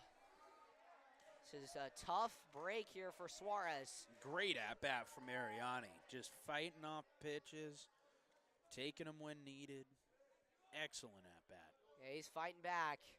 Full count. The deal. Swung on. Chopper to the shortstop. Fielded on him. Bounce, and he fumbles the transition. Mariani's safe at first. Mariani was zooming out of the box there. He knew that was going to be a hard play for the shortstop. A slow roller. Grass kind of ate it up and ended up being fielded circa 15 feet behind the pitcher's mound. And he was out of the box like he stole something there, put some pressure on the shortstop, and I think that's what got to him on the transfer, because when he looked up, there was basically one play to be made. A back foot throw on the dot, hard. And, just got to him a little bit there, fumbled the transfer, and Mariani is now on first. You cannot throw. You can't throw against Mariani. He is someone that is. If you take 2 steps, you're done. He's gonna beat you out. And now Carter Cyphers comes to play. He's been a good contact threat, a freshman for the Hounds. And Mariani is checked back. Yeah, weird. First pitch was a ball. Righty pitcher, to be clear, and on the move jumped back to first. Just took a pickoff attempt there. Another back pick attempt from the catcher. But Mariani is a little jumpy over there at first, which is, I'd say, a little irregular considering his ability to steal bases and the natural speed he has as a threat on the bases. That maybe he's got to take a deep breath. Got about an 8-foot lead, though, so he's not messing around with the lead. There's the pitch outside again, 3-0. Buffet pitch to Cyphers. Cyphers got to be sitting one pitch, one location here. 100%. Don't try and get cute.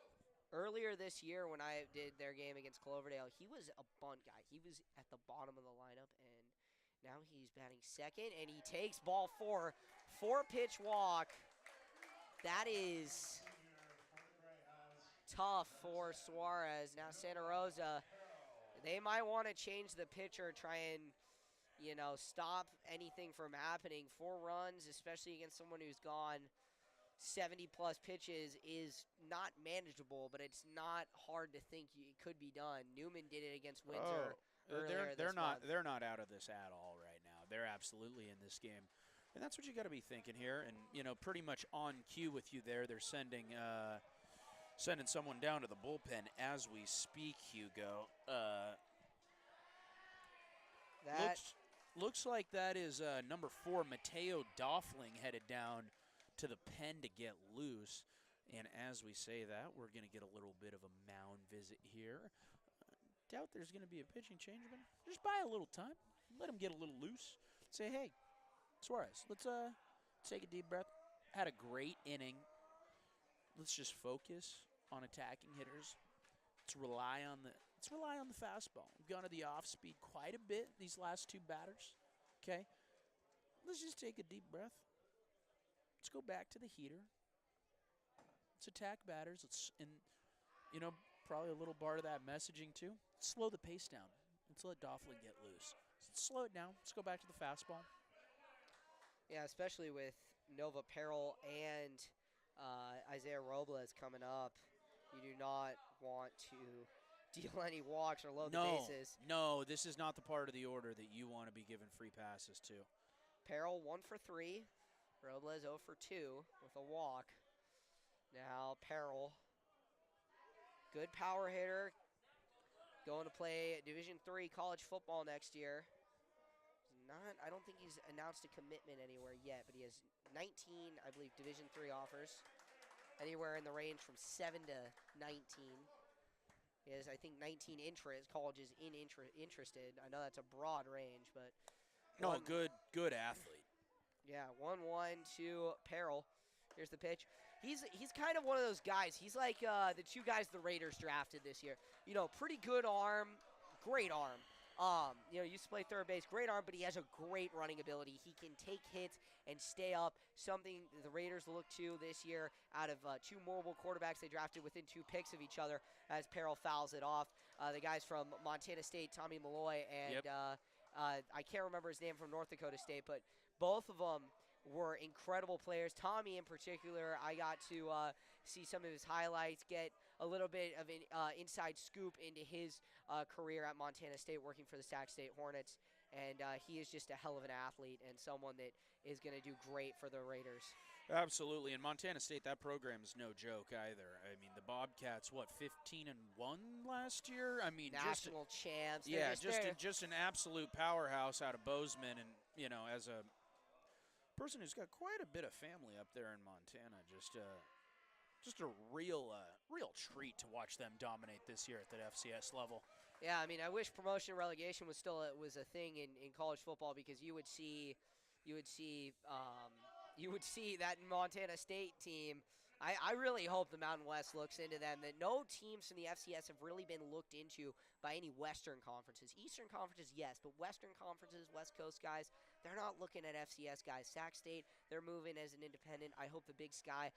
I would like the entire Big Sky to move D1 or move to FBS, as Nova Peril takes ball 3, 3-1 now. Hugo, I don't think we have enough time on the broadcast to get into my opinions on relegation. I can't express to you how much I agree with everything you just said. Sac State, obviously, close to our hearts and close to us geographically. Interesting to see what's going to happen with them as an independent. Obviously, Shaq and Bibby coming on board on the basketball side. Mikey Williams coming over from UCF. A lot of motion here on the West, but not the in the landscape of what we do here in the North Bay as far as college, as far as the colleges that are circa us and where a lot of the scouting footprint for a lot of those schools are, it really does impact a lot of our prep athletes here. And the landscape is changing so fast and so aggressively that we talk about a lot of these guys that are more at that Division I, 2A, D2, NAIA, D3 level. So much movement. Really, hoping that there's going to be some clarity as to who and what is going on.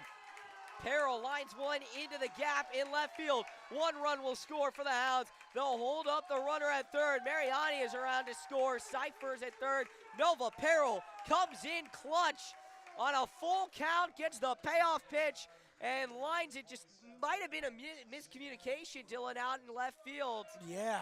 Left fielder looked like he had it. It just went right over his glove. One of those reads, too, we're getting into that dusk hour, and this is the one time that I didn't love playing baseball because you got the lights. It's still light out. It's kind of hard to read some certain pop-ups. Not giving him an out pitch outside to Robles there, 1-0.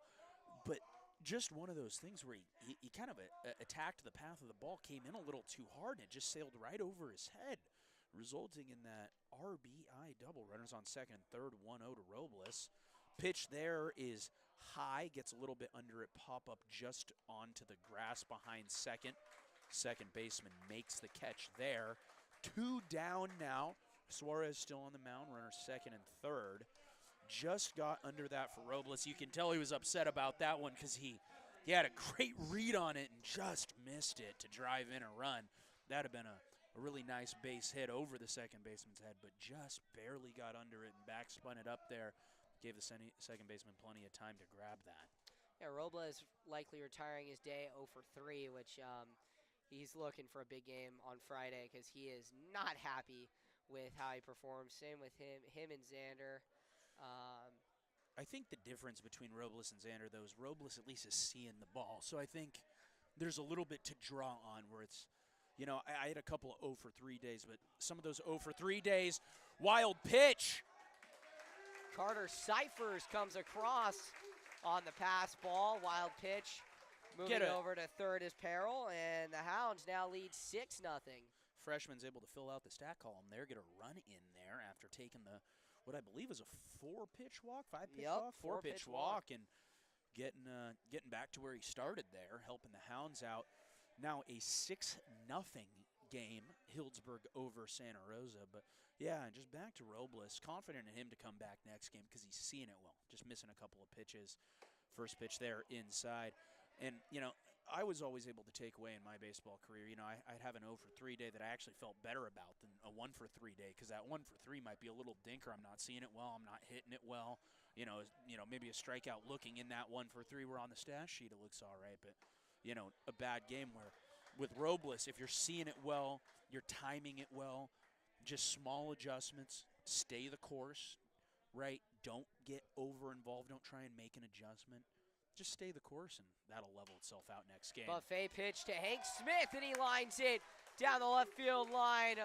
Nova Peril scores, and Hank Smith enters his name onto the stat sheet with his opening hit of the ball game.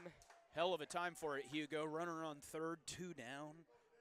Just a solid line drive in the 6-hole there and driving in a run. Yeah, now Healdsburg call their runners in as Santa Rosa going to make a pitching change. Suarez is done, and coming in will be Mateo Doffling. He'll come in to pitch. Let's get his stats here in just a second. Doffling, 7.35 ERA and 5 appearances, 0-0 on the year. We'll see what he can do. We'll get you Suarez's numbers in just a second as Damon Smith will come to the plate. The hard-hitting freshman Right now, if Maromanos was not having a complete game day, Damon Smith would be our player of the game. But I'd say, speaking defensive and offensive, Damon Smith has to be offensive player of the game, and defensive player of the game has to be Maromanos. Just an incredible job done by Smith. 3 for 3. He's scored a run, and he's been a catalyst for a lot of offense for this Hounds team tonight. Absolutely, and I'll throw in a little caveat there too, where definitely quote unquote defensive player of the game, but excellent pitching performance. But also shout out Mariani out there in center. 2 excellent plays from him today in fairly critical situations to keep the pitch count low for Maromanos, but just really loving what I'm seeing from him out there, which is the just decisiveness and explosiveness to the ball, but clearly reading it well, has played a lot of games at Rec Park, understands the field, understands the lighting. One of the things you talked about and that, I brought up briefly but just wanted to hit on is that Healdsburg High School is permitted to play these later games. So you get these dusk hours, you get some different lighting. You're playing under the lights, which is a different read. You got to know where your lights are. You got to know your read. You got to know your positioning. That he certainly does, because tonight it's just looked great for him. And, just some good – Hounds have played good defense all around, but obviously highlights tonight have been on the mound with Maromanos and out there in center with Mariani, and just really, really solid stuff when the Hounds have put their 9 out there. Yeah, Damon Smith comes to the plate now and looking to keep up his incredible day. I certainly wouldn't want to be pitching against him, I'll tell you that.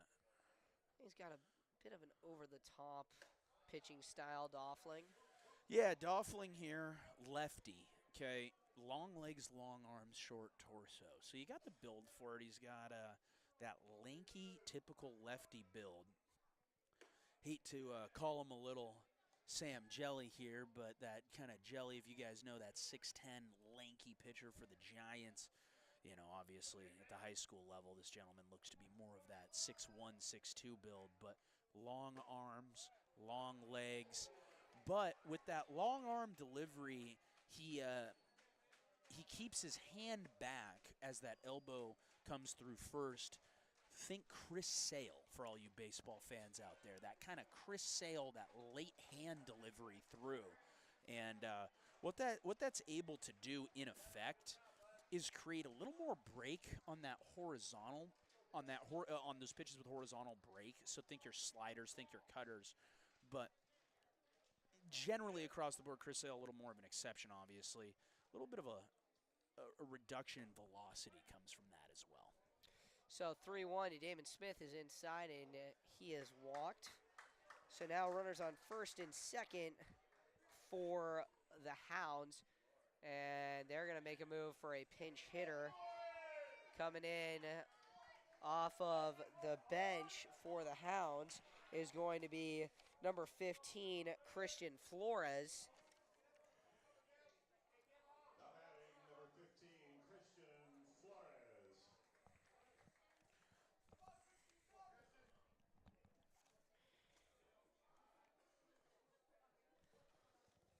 Two outs now for Flores. Runners on first and second. Healdsburg experimenting now with their depth. Flores comes in to pinch hit for Loopy. Always a luxury when you're able to give some of your guys a rest, give some of the younger guys, an opportunity to see what they can do. Got to be pretty happy if you're Coach Dominichelli right now. You got your pitcher throwing a shutout, low pitch count. You're able to mix up some of your pinch runners, pinch hitters, experiment a little. I mean, to use the word again, just what a luxury to be able to do this before you head into playoffs. Swing and a miss there. About the first strike that he's thrown in his outing tonight. They're looking for a quick third of an inning to try and get out of this thing, get to the seventh. Flores awaits, takes it inside, nearly hits him. Johnny Wallace awaits on deck. He will stay out there. Yeah, Doffling, back-to-back fastballs there. Actually, back-to-back-to-back fastballs. They're clearly relying on the heater a little bit right now. Here Goes comes the back pitch. to it again. Yep, strike in there on a fastball. A little late there. Two swing and misses from Doffling. Both have been late and by quite a bit. So you'd think he goes back to that here, doesn't try and get cute. That he does. Another swing and a miss. 3 swings and a miss for Doffling. All 3 on the heater. Santa Rosa heads to the dugout. Strands 2. As Rosa comes up to the plate. We'll take a quick break here on Hugo Sports 360. Stick around for the remainder of it.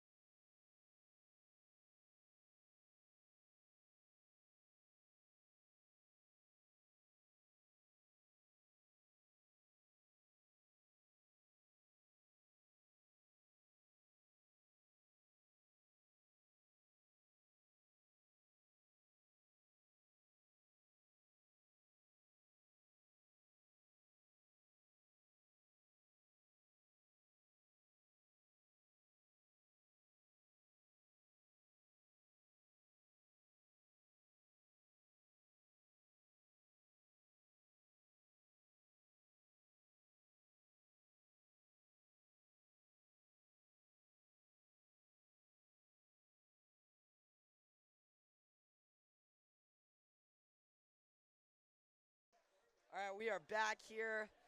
Inning number 7, Alex Manos attempting to go the full distance here.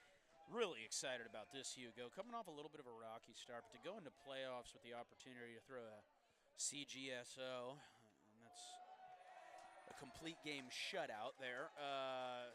As I say that, I apologize to Alex for jinxing him. He just caught Fairchild with the breaker on the foot, heads down to first, gives the first baseman a nice fist bump, so we know he's good. That's always good to see. But, you know, really a luxury for Coach Dominichelli. Doesn't have to tap into any of his other pitching as of yet. Gets a nice confidence boost to his pitcher, who's throwing an absolute gem right now, and looks to lock it up here in the top of the 7th. Obviously, seven-run lead. You know, I think he gets a little leeway here, but we'll see what's up. No one up in the pen, so looks like it's Alex's game to call a day. Rizzo, it's a base hit as the second baseman miscalculates it. And now 2 on with nobody out for Santa Rosa. Tough break there as it looked like Rhea kind of just mistimed that one. He went right, or he went left, and the ball went right, and that should be the day for Alex Manos. Coach Mark Dominichelli comes out, does his signature clap. He reaches for the ball, and yeah, it will be Hank Smith to close things out for the Hounds. Great outing for Alex Manos. Retires, nearly complete game, shutout. He's going to go to first base. Isaiah Robles, we'll see where he goes. Actually, it's going to be Eric Nielsen coming on, the lefty, strong arm lefty coming on to close things out. He's been the lockdown starter for Healdsburg and the lockdown closer for them as well, kind of in that Josh Janicelli role, if you compare him to Cardinal Newman High School. But we'll see. Eric Nielsen trying to retire things in order. Daniel Mills will come in as the 7-8-9 is due up for Santa Rosa. We'll check on Eric Nielsen's stats as well as Alec Maramanos' final totals in just a second. But what are you seeing from Nielsen? Yeah, I think it will. I mean, the first thing that comes to mind, not who I expected to come in, right? Definitely expected them to go to Smith, maybe even somebody else. I think with the Nielsen, they're going to clearly try and keep his pitch count low, right? They don't want to burn any days. They don't want to burn him, right? They don't want to tire him out at all. So I think if he's able to stay, got runners on first and second, hopefully induce a double play, something that we can cut down on pitch count here. Keep him under 20 pitches, right? Just keep him under 20 pitches, keep him fresh. So, I think the model right now, honestly, is going into playoffs, right? As a coach, you got to be able to look at your team and say, hey, we're ready to go. And I think that instead of going to Smith, obviously, and going to Nielsen, who has if I'm not mistaken, a sub-1 ERA? Yes, .71. Yeah. We will double check that in just a moment here. But to have it, regardless, right, we know he's an elite pitcher, 7 wins, right? Just to say, no, we're not messing around. We're coming in here and we are closing the door on this game. And, when you pull a starter 2 runners on, those are his earned runs, right? That can affect him. So I think it's a little bit of a confidence boost as well to go over to Maramanos and say, hey, we're going to strand those guys. We're going to get you out of here. 6 innings, no earned. Call it an afternoon. Call it a night, right? Let's go get a burger, wrap it up, go home, finish up. So this is a no-nonsense approach from Coach Dominichelli, and I get it. It makes sense to me. And let's pack it up and go home. 100%. And Nielsen, per Max Preps, 7 wins, no losses, .71 ERA in 11 appearances this year. He's got 49 and a third innings pitched, 27 hits, 11 runs, 5 earned, 22 walks, 62 strikeouts in 200 batters faced this year. He has been unbelievable for Healdsburg. Been really, someone who just came out of the shadows this year to really lock things down. And now Nielsen faces Daniel Mills, lefty on lefty to start things off. Runners on first and second here in the top of the 7th. Hounds lead 7-0, and Mills nearly hit Nielsen. Nielsen, the problem with him is command, definitely. His command is not very ideal, but he can typically dial things down late in games. So there's a ball out, 2-0. And to your point, Hugo, missed inside bed, missed outside bed. It looks like he's just forcing it a little. Like you said, just take a deep breath. Let's get back within ourselves. Let's get back within our fundamentals. We're muscling a little, right? Fluidity is the name of the game. Control's the name of the game. Let's be smooth. Let's be powerful, but let's be smooth and just take a deep breath. 2-0 now to Mills. Nielsen deals. There we go. Strike 1. Spencer Finkbonner, who did the game with me back in against Cloverdale, he sang Nielsen's praises, tried to get him on the Leghorns. I don't think Eric is interested in playing college baseball, but he would be a heck of a shot as that one is lined into the gap between left and center field. Faircloth around. He will go home and he will come in safe. Runners on the corners as Mills knocks in run number 1 for the Santa Rosa Panthers. 7-1 now. Really good swing from Mills there.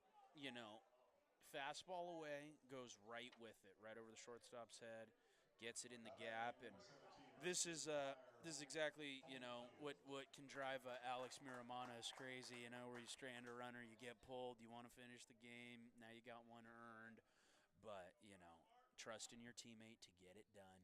You know for a fact that Nielsen has been great all season. Deep breath, play team baseball, and really what it's about now. When you're up 7-1 and you got to shut the door, don't try and do too much on defense. Take the easy out. Let the guy from third come home. Okay, play for an out at a time. Get out of here. Get out of here. Outfield, cut off doubles. Right? Let's not overextend. Let's play within ourselves and get out of here. 1-1 now to Rosa. Nielsen deals. Swung on and hit up the middle. Run scores. And Mills advances to second. Great piece of hitting there by Suarez. Yeah. I think Nielsen tried to take a little off on, after missing a couple early, but they are clearly seeing him well. Two super hard hit balls, both back up the middle. Catcher comes out, gives him a little attaboy and says, let's get back to it. No outs, runners on first and second. Run scores there. Hounds still on top of the Panthers 7-2 as Nielsen takes the mound with his long frame, closed stance, looking to pick up 3 outs here. Pitch is in there for a called strike. Now that Maros' day is officially done, we'll get you his final totals in just a moment. But that was prior Holdenfield, not Suarez. Suarez came in to pinch run, or to pinch hit for him earlier, and Holdenfield was still in the lineup. Here's the pitch from Nielsen, breaking ball in the dirt, got him. 0-2 now. That's the Eric Nielsen we know, just attacking fastball inside, great breaker down. That's what we've seen from Eric all season. So we'll see if he can get out of this jam. Runners on first and second, 7-2, Hounds lead. Here's the pitch. Swinging, that one has popped up. Manos over on it in right field, and he makes the catch. Good play from Manos there. Always tough to go back over your shoulder, out of play towards the line there.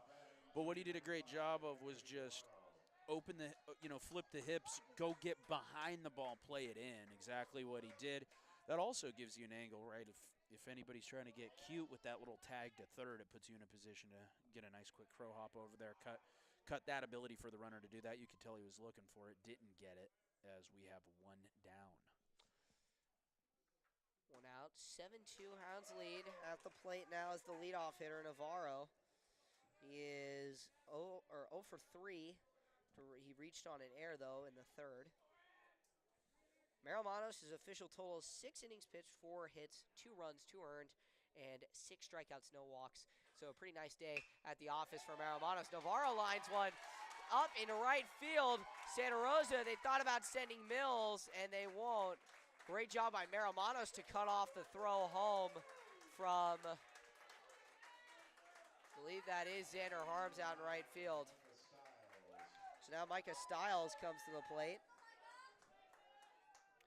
So chance for disaster for Eric Nielsen. He wants to keep that ERA low, and we'll see what they'll do. Coach Mark Dominichelli telling his guys where to shift. 1 out. This Hounds defense is solid, and they know they can turn too easily. Bases loaded. Nielsen delivers strike 1 on the outside half of the plate.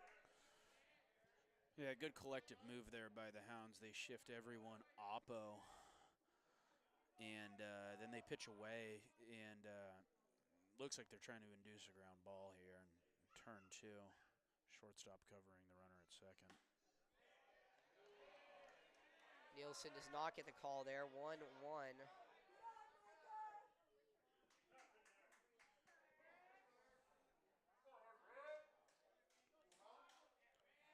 You got to think Nielsen's just going after him. Bases loaded, 1-1. Here's the pitch, and that one's in the dirt.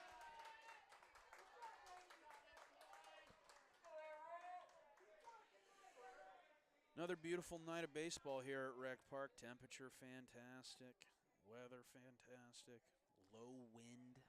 Healdsburg Hounds baseball. Yeah, just Can't ask for much more, Hugo. Yeah, just glorious night. 2-1 now to Stiles, and that one's in the dirt. 3-1 now. Nielsen just kind of off of it tonight. 3-1, 1 out to Stiles. The leg kick, the pitch, that one is fouled off. Good defensive hitting from Stiles in the buffet count. 3-2 now. 3-2, 1 out. Got to go after him here. Lefty on righty. Let that arm side run take it away. Get the ball down. 3-2, 1 out. Fouled off. So we get another payoff pitch.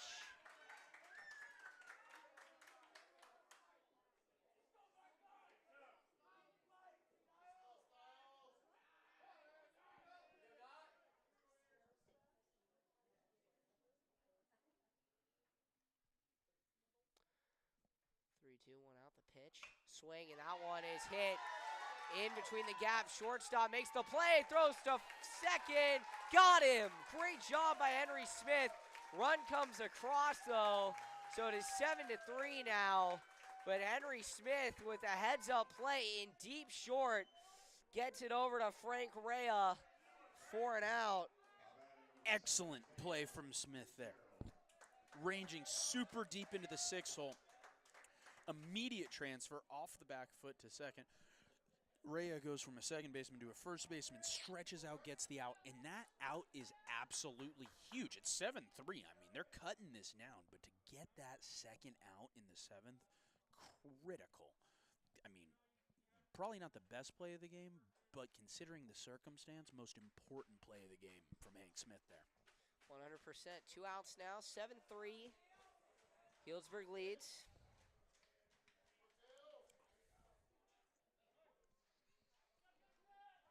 Two outs. Hounds 1 out away. Nielsen deals. Strike 1 there. Starts him off with the breaker there. Catches that lower half of the zone. Really good pitch, you know, kind of one of those locations where can't do much with it, but still a strike. Runners first and third, 2 outs. Fitzgerald at the plate. They'll pick back. Would not be shocked if Styles goes to try to steal here. 7-3. Hounds trying to lock things down, get out of here.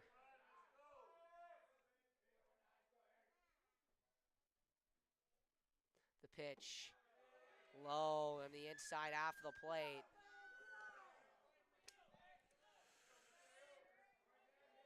I think this is a situation, 7-3. If the runner goes, I wouldn't throw down. I don't, you know. Interesting case here. See if you want to back pick at third, what the situation is. Swing and a miss, blows it past him, 1-2. And I think that discussion is completely out the window as they're just looking for 1 strike now. Hounds are 1 strike away. Fans on their feet here at Rec Park. Runners on the corners, 1-2, 2 outs. Nielsen shakes him off, nods his head to Wallace. Nielsen, the belt, the pitch. Tries to get him to chase with the breaking ball outside and doesn't get it. 2-2, 2 outs now. Runners on the corners. 7-3. Healdsburg trying to close out and win game 1 of this 2-game series. Second game will be Friday at Santa Rosa at 4 p.m. Nielsen delivers. Swing, and that one is lined up the middle. Mariani, it'll drop. 1 run scores around the bend, and into third is Styles. Digging like his life was on the line. And Santa Rosa, so far, is surviving. Santa Rosa down to their last strike and puts one in the right center gap there. Able to advance the runner from first to third.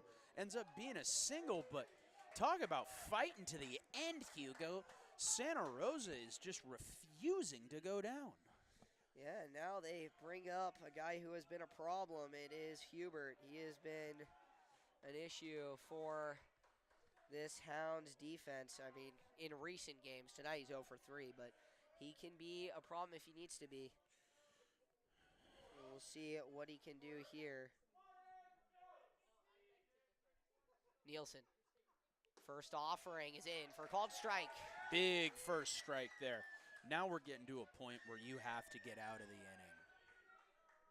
You have to get out of the inning. Getting into a pitcher's count here, big deal. 0-1, 2 outs, swung on and driven up the middle. Another run scores, and the 2-out rally continues. You said it, Hugo. Hubert's been good all season. Good again when it counts. Base hit back up the middle. I said it early when Nielsen allowed those 2 runs to come in that were Marimano's runs, but they're seeing him really well. I mean, we're talking about a ton of middle third hits, just right back up the middle. They are timing up Nielsen. He is not fooling him with the fastball at all. And now, again, 2 of those runs were technically Marimano's, but while he's been on the mound, 5 have come across. Yeah, Healdsburg is not very happy right now. A lot of their players are a little shocked. Hank Smith has not been, as it would be the look for the Hounds as they look to keep Wong open to start on Friday. We got that 4-pitcher mix, and now Nielsen been using him as a closer recently. The pitch is in for a called ball to Faircloth. Runners on first and second with 2 outs. Faircloth, he led off the inning. Reached on a hit by pitch. He was the first batter Marimano's faced. This is snowballed for the Greyhounds. Here's the pitch. Low, 2-0 now. And, if you're Coach Dominichelli, I do not think you envisioned Nielsen going this deep, but seems like in for a penny, in for a pound. Doesn't look like they have anybody getting loose, so they're gonna ride this out here in the 7th. That one is popped up from Faircloth. Should be the game. Over on it is Harms, and he'll make the catch. So the Hounds survive. 7-5, Healdsburg wins. Not a pretty win, but a win nevertheless for Healdsburg. We'll look at those final totals in just a second. The win, of course, goes to Alex Marimanos, goes 6 innings, only lets up 2 runs on 4 hits and strikes out 6. Loss goes to Daniel Mills, a pretty heroic 4 innings for him, despite the rocky start. Tough job by Suarez. If he hadn't let up the 3 in the bottom half of inning number 6, the Panthers actually would have had been in a spot to win this game. But final totals, visiting Santa Rosa Panthers, 5 runs, 9 hits, 4 errors. Healdsburg Hounds, 7 runs, 10 hits, 1 error. Thank you, everyone, for joining us. For Dylan Kattengold and Hugo Traverso, saying goodbye from historic and beautiful Rec Park. Hope you all have a great rest of your week. Thanks for joining us. Adios.